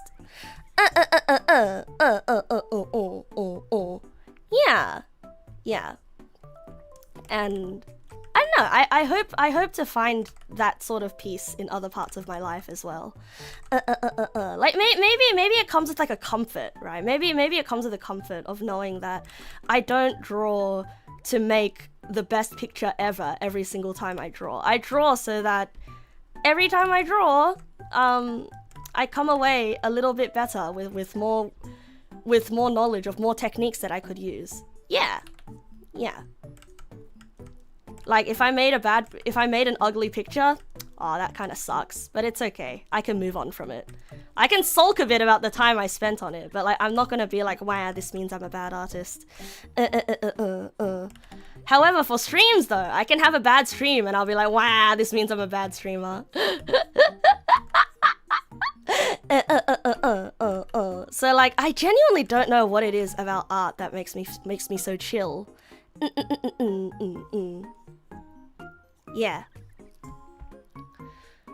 Yeah, Pumpkinhead is very Ghost Pokemon coded, right? Anyway, I'm sorry, Pumpkin. All I did was this. But like, I cannot think of anything else to do with your picture. I cannot think of anything else to do with your picture. So, let us move on. No, it's okay. Don't be sorry. I'm sorry. Like, I didn't know that I needed a prompt to figure out what I wanted to do. And also, granted, I'm not as... How do I put this, right? I'm not as comfortable with this type of art style. Is also a thing, right? Because this is very much a more cartoony art style, and is not my wheelhouse. Like, I mean, I like looking at it, But when it comes to drawing in this style, I haven't ever tried.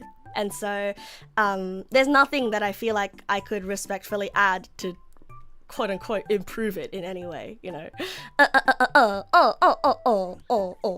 Yeah. Anyway, next picture. You're still trying to figure out your groove? And that's okay. Maybe it's because I'm used to looking at quote unquote bad art, but less used to quote unquote bad streamers, so my scale of judgment is off. Yeah, but the thing is, it's like, I guess it's because like when I create bad art or like an ugly artwork, I am able to separate it as like an isolated incident, right? It's not like uh-oh, I am cursed to only draw ugly pictures.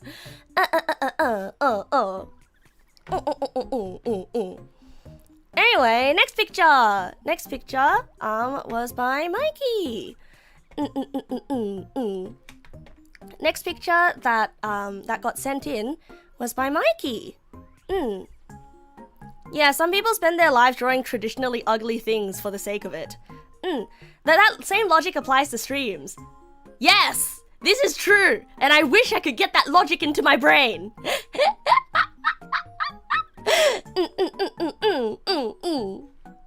So this next one was by Mikey.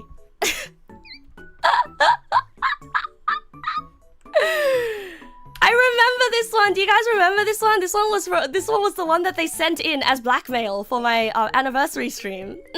All right, let's make a new window for this canvas, and let's pull this out into its own separate window. Doink, like this. Yes. Like this. No tail? Yeah, first thing I noticed is no tail? There's no perfect stream, only approximations of perfection. Yeah, but like that's true of everything in life, right? There's no perfect anything. There's only approximations of perfection. Azu said the longest time you felt like you struggled to enjoy art because of the fear of not reaching what is good enough in everyone's eyes. And at one point, it made you unhappy if it was unnoticed or told it wasn't good. You've learned to make mistakes and take the challenging to get better, just drawing more each time and learning to enjoy it. First of all, I think it's rude when people unsolicitedly say that artwork is bad. You know? Am I gonna play more Dream Barbecue? Yes, I am. I want to finish that game. But perhaps next week, right? Yeah, I think it's rude to unsolicitedly to say someone's art is bad, unsolicited, right?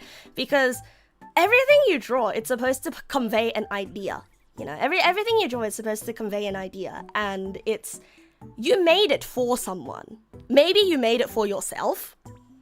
So, as long as the artwork reaches its target audience, then, you know. I feel like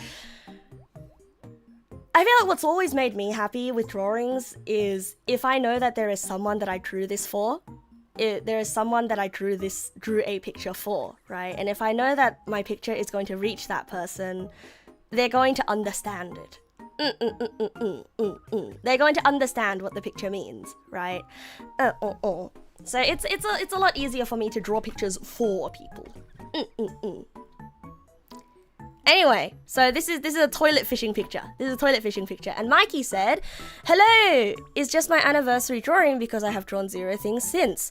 Maybe if you could comment on my approach, perhaps maybe proportions. I have pretty much 0 experience in drawing, so I kind of figured keeping it simple would yield the best result. I drew a stick man in the pose and just kind of built the body out from there. But I feel like that caused some problems, such as the front leg looking funky, or not leaving enough height for the armpit to go on top of the bowl and such. It just looks like it's clipping into it." It does kind of look like it's clipping into it, but it's cute, you know. Once again, it gets the idea across. I think I kind of drew around the toilet rather than sketching out exactly what was going on behind it, which I think made it look a bit funky as well. And I couldn't work out how to make that front leg look better. Thank you again for looking at this. If you make art for yourself and you're the sole target audience, yet you think the art you made is ugly, what would that mean? Well, that means there's a gap between your execution and your perception, right? So like, here's the thing, right? As I improved at drawing, right, I noticed that my standard for when enjoying other people's art goes up. I start looking at mistakes and I start seeing more things that I dislike, and it's kind of such a catch-22, right? It's such a catch-22. Like, when you are at when your skill level is like here, right? When your skill level is here. So like I've shown this graph before, but I'll show the graph again, right? So like there are two skills when it comes to drawing. There is your observational skill, observation, and there is your execution. Now, of course, in order for you to draw a good picture, you must first understand or like have the concept of what a good picture is, right? So that's your observation. And execution is how well you can execute on drawing a good picture that lines up with your observation. And so a lot of the time, when we improve in art, we're improving our observation. No, I don't think this is correct. I don't think the axis is correct. I don't think the axis is correct. This is time, and this is skill level, right? Yes, okay, there we go.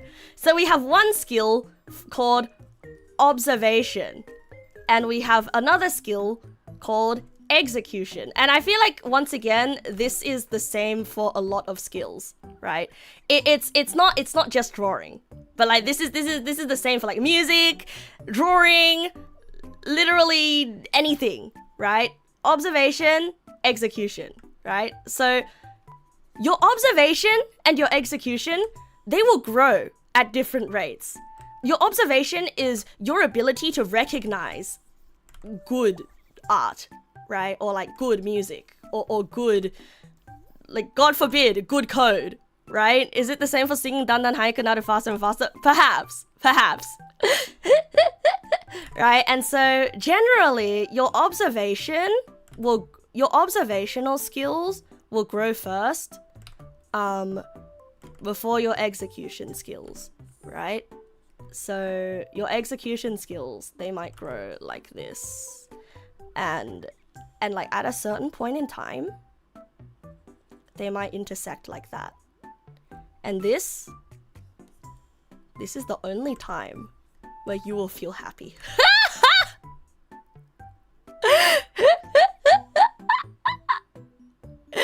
Okay, it's not that this is the only time that you will feel happy, right? This is not the only time that you will feel happy, but like this is when you feel the happiest.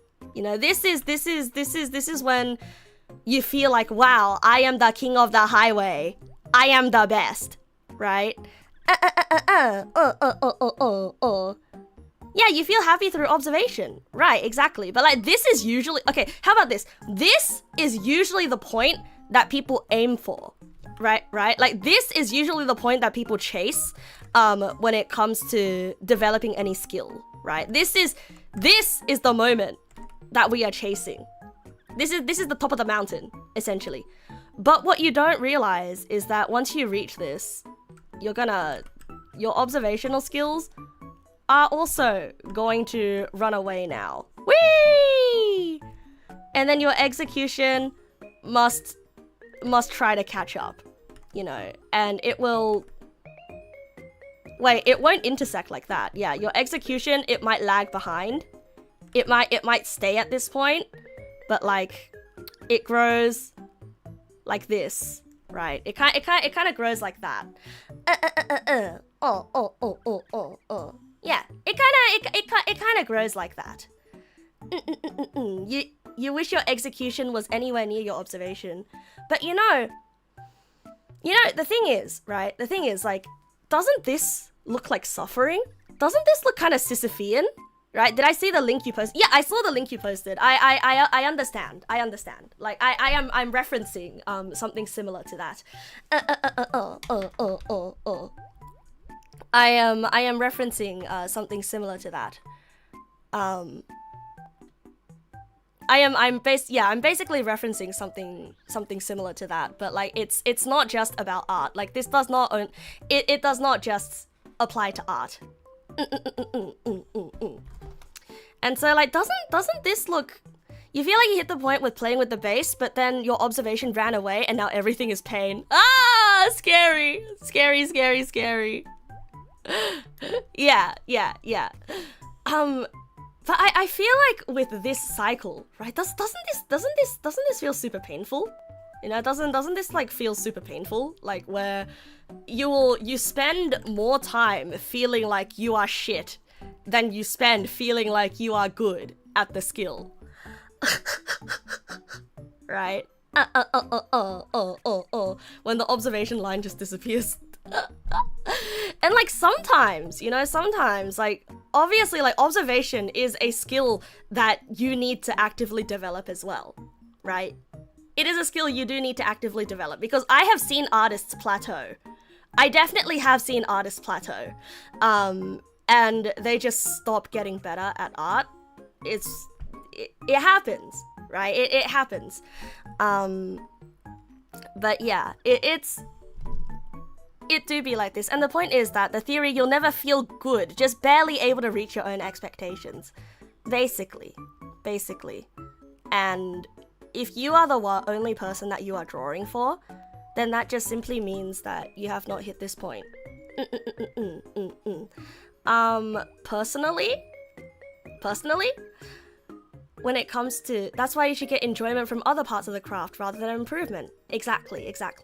So personally, what I like to do to make myself feel better about this stupid ass cycle, right? What I like to do is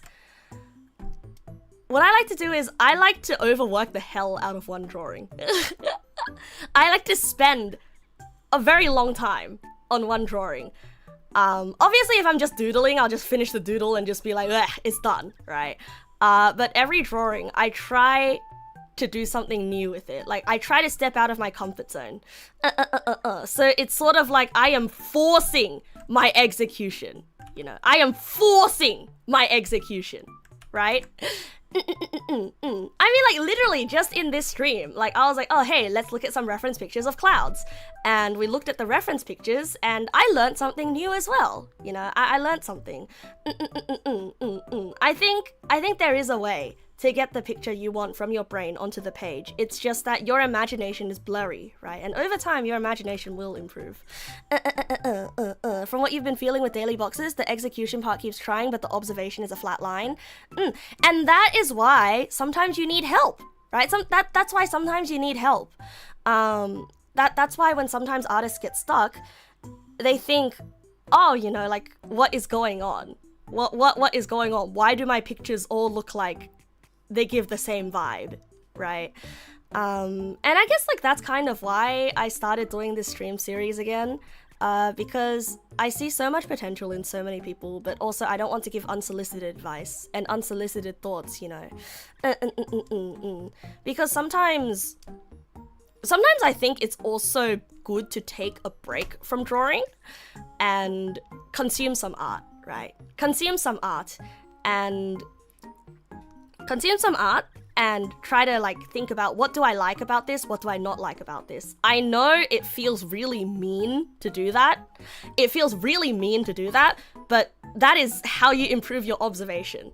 When you see a piece of art, or like when you like look at a sunset, right? I literally pause and I say, what do I like about this? What do I not like about this? I mean, remember these ugly ass clouds? Where are the ugly clouds? Ah, I closed it. I told you guys about what I didn't like about the ugly clouds, right?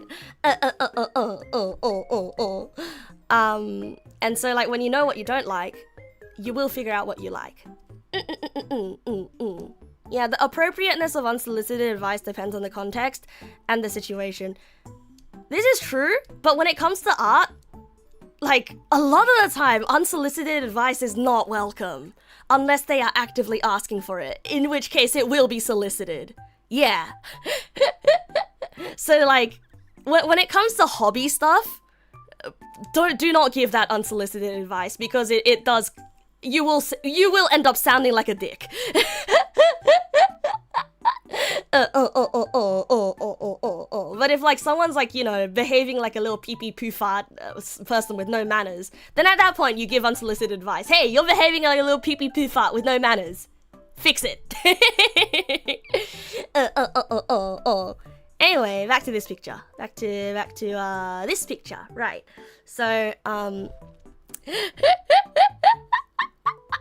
you actively started drawing again because of me. You would take any advice from me on Young. Aw, thank you. But also, like, I don't want to give unsolicited advice once again. Unless somebody asks, I will not give, okay? Cause it's just courtesy, you know? It's just courtesy. Hi, Ari Chris. Good evening. Welcome. Unless it's like something super glaring where I'm like, uh-oh. I don't think they noticed that hand has 6 fingers.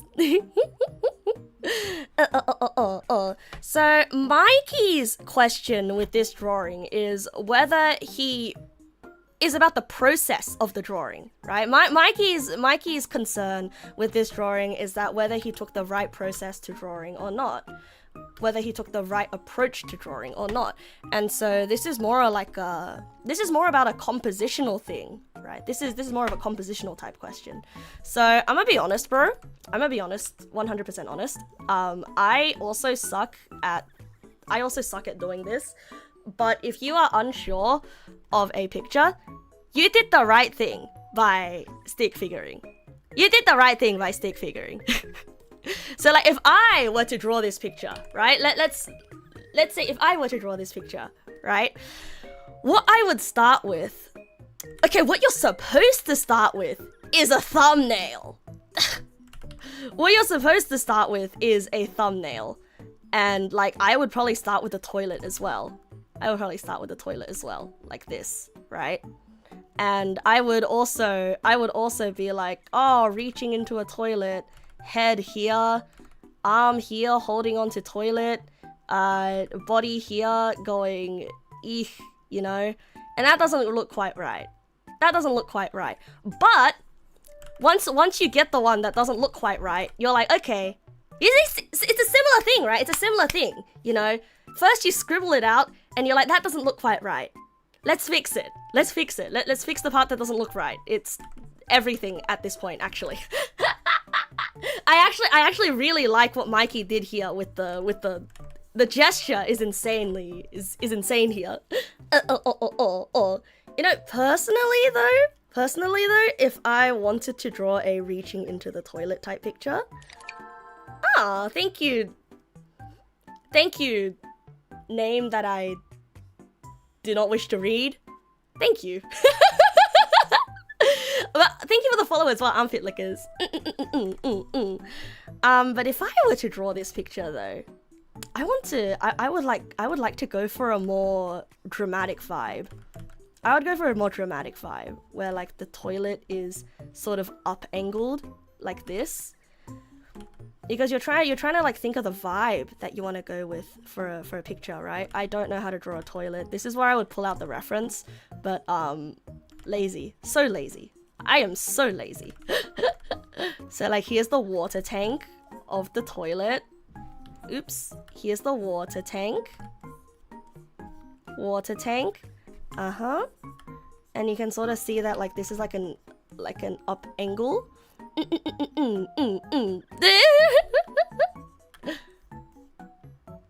Yeah, I have no idea what I'm doing. Actually. What am I doing? ちょっとね。Wahoo! ちょっと。Thank you.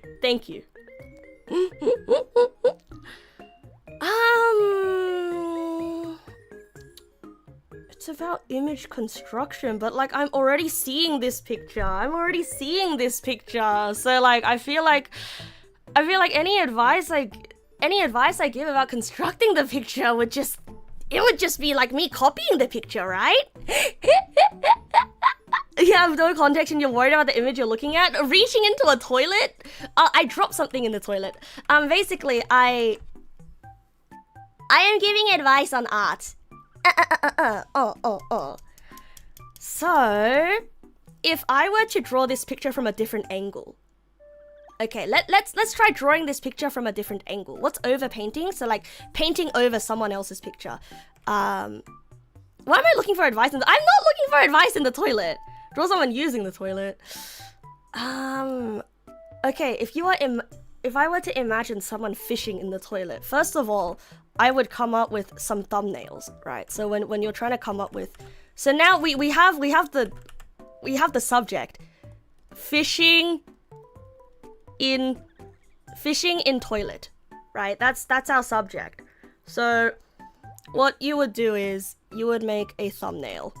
You would start with thumbnails. I know Mikey started with a stick figure, but I'll start with a thumbnail. Fishing in toilet. I guess like we could have one where the toilet is here. I am here holding fishing rod.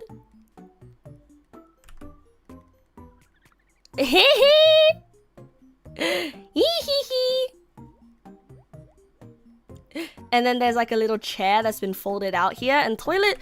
You see with this thumbnail, right?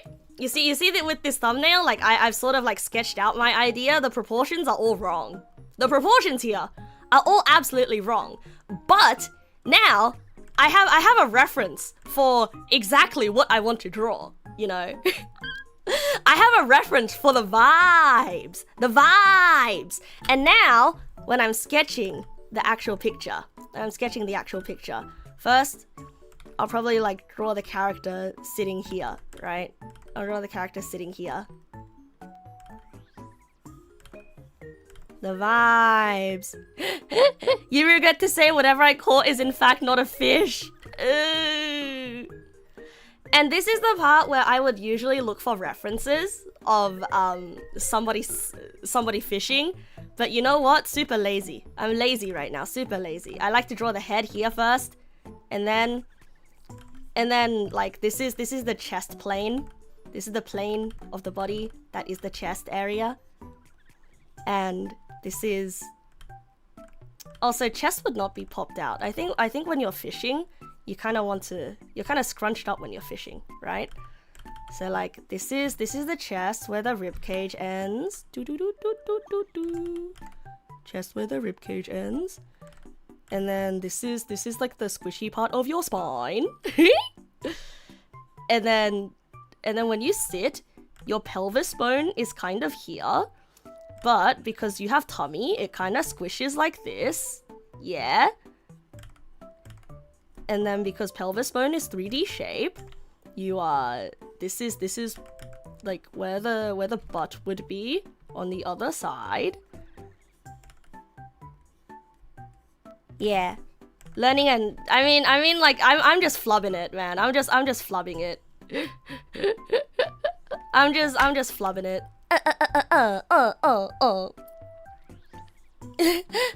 Spine has squishy part? No! The front part has squishy because tummy. No!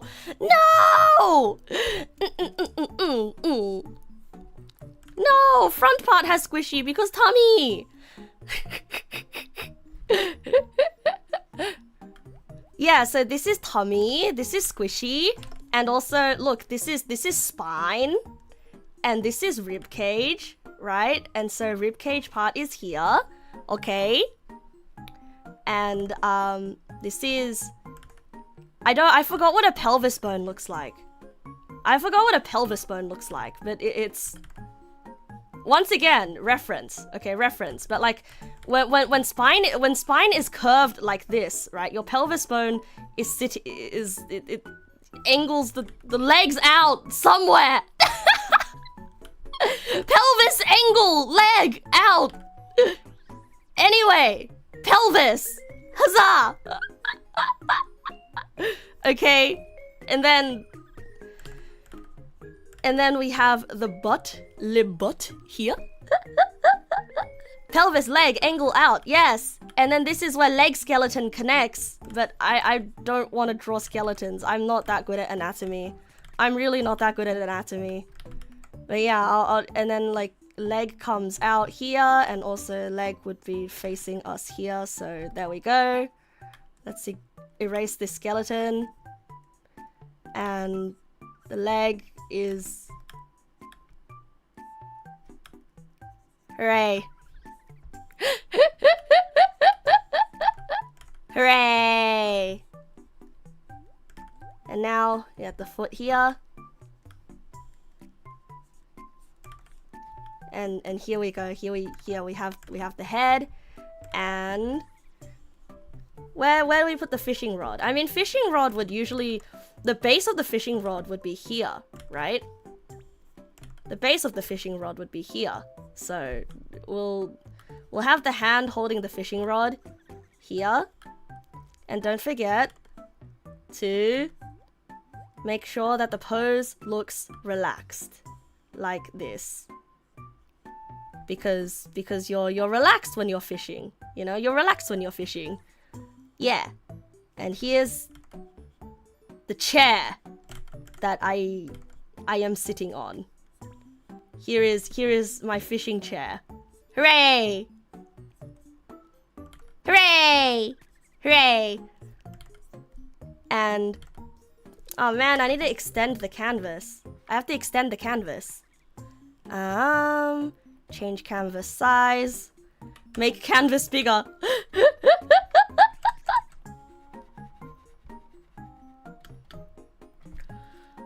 Fishing chair? The toilet? No, fishing chair. I'm fishing in the toilet, silly. Yeah, and now because toilet is like closer to... we want to have like the dramatic fishing in toilet moment, right? Oh my god, I'm so sorry, Mikey.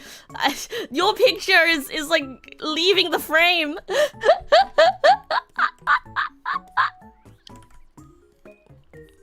But yes, there is our water tank for the toilet. Here we have a few flush buttons.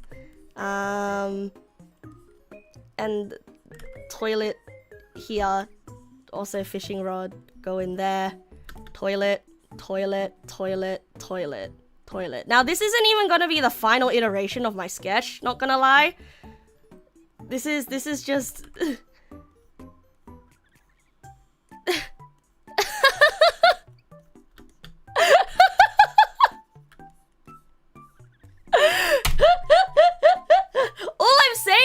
All I'm saying is, you know, once you have an idea, right? Once you have an idea, you can like sort of like sketch out the sketch of it, and then you can just try drawing it.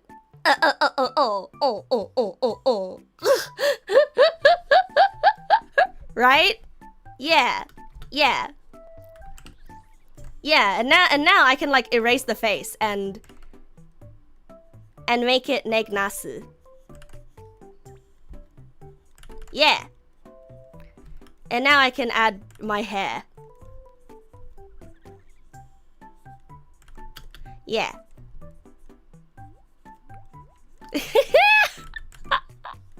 And now it's me! Hooray!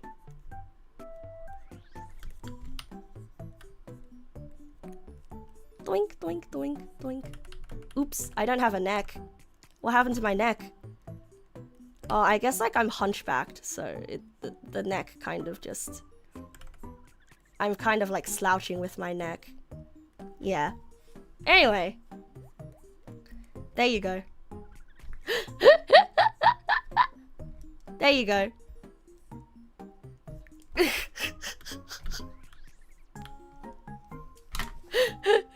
IRL posture. That was a very good face already.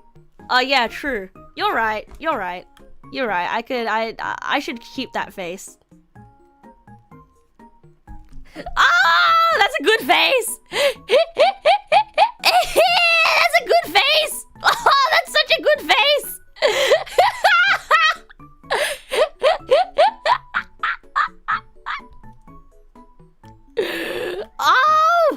me Crocs. Give me Crocs.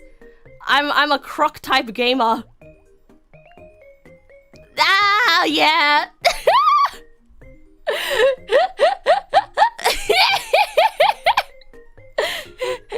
And there you go. There you go. It's okay to construct using stick figures. In fact, it's preferred.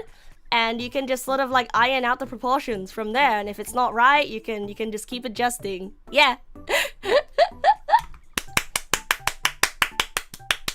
That's it. That's it. That's all, folks.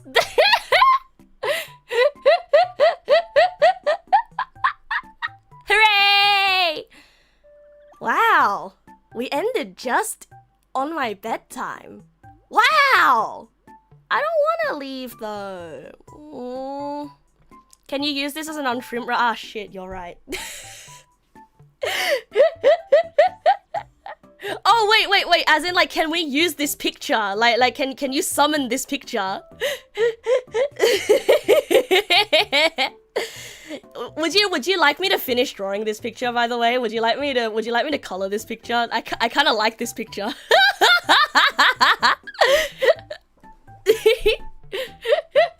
No color this picture? Okay, sure. I'll leave it as is. I will leave it as is.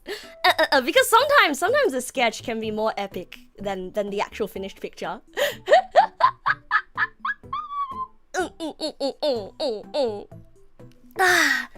Alrighties bros. That is it for tonight, because I need to go to bed. It's 1 o'clock and next week on Monday I have to get up at like 6. Yeah, I hope you guys had fun. I hope you guys had fun. Like, a lot of the time, I worry that art streams would end up boring for people who don't draw. But I hope everyone was able to get something out of this stream. When is the next driving test? Bro, the next one is in March. Yeah, the commute sucks. I have to be responsible with my sleep. I don't want to be a responsible adult, man. There is no stream tomorrow because it's my mum's birthday tomorrow, actually. Actually, it's my mum's birthday right now, in fact. And I'm going out to dinner. Well, I'm gonna be busy all day tomorrow because it's my mum's birthday. But when I get back, we will be doing a watch-along in the Discord server. We are going to be watching the Amazing Digital Circus. We're gonna finish... We already watched 3 episodes of it, and we're gonna finish off the rest of the episodes of the Amazing Digital Circus. Yeah, so please join the Discord if you want to hang out with us. Because on this weekend, we're also hosting a Magic the Gathering Commander night. Commander morning for me, but night for the Europeans and the Americans.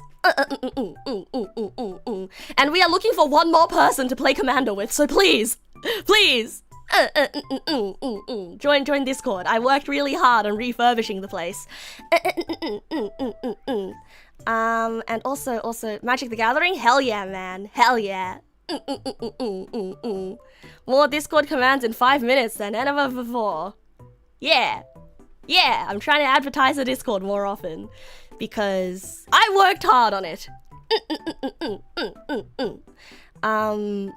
D&D game when? Oh god. Dibs not DMing.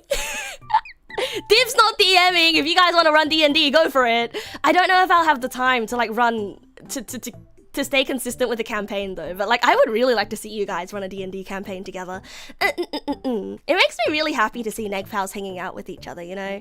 Also, there was like another thing that I wanted to mention. So like, I watched Chou Kaguya Hime, and like I was this close. I was this close to like cancelling tomorrow's watch along, or like changing tomorrow's watch along to be Chou Kaguya Hime. But I'm like, no, I promise. I have to stick with the promise. But like next watch along, you bet we're gonna be watching Chou Kaguya Hime. Like, bro, that show, you heard of Doomed Yuri? This is Hopium Yuri and Vocaloid songs. Vocaloid songs, VTubers, and Yuri. and aliens. It's great. It's great. It's actually great. It's actually great. But yeah, anyway, that's it. That's it for today. That's it for today. If you let me keep yapping, I will keep yapping. I will keep yapping if you let me keep yapping. But like, I really, that was a great film. It was a great film. All right, bros. Yeah, my dad won't let me keep yapping because my dad is going to teleport into the bathroom. Also, I'm thirsty. I should go get some water as well. Otanasu! I'll see you guys tomorrow. I'll see you guys tomorrow on the watch along. And also say happy birthday to my mum because it is her birthday right now. Who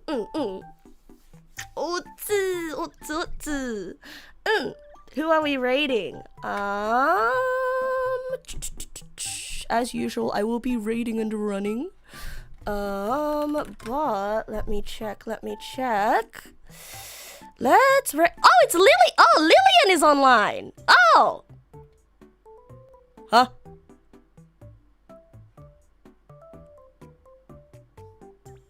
Huh? Wait a second. Someone else is online. Wait a second. Someone else is online. Is the mic on? No, mic is not on. My sister is streaming right now.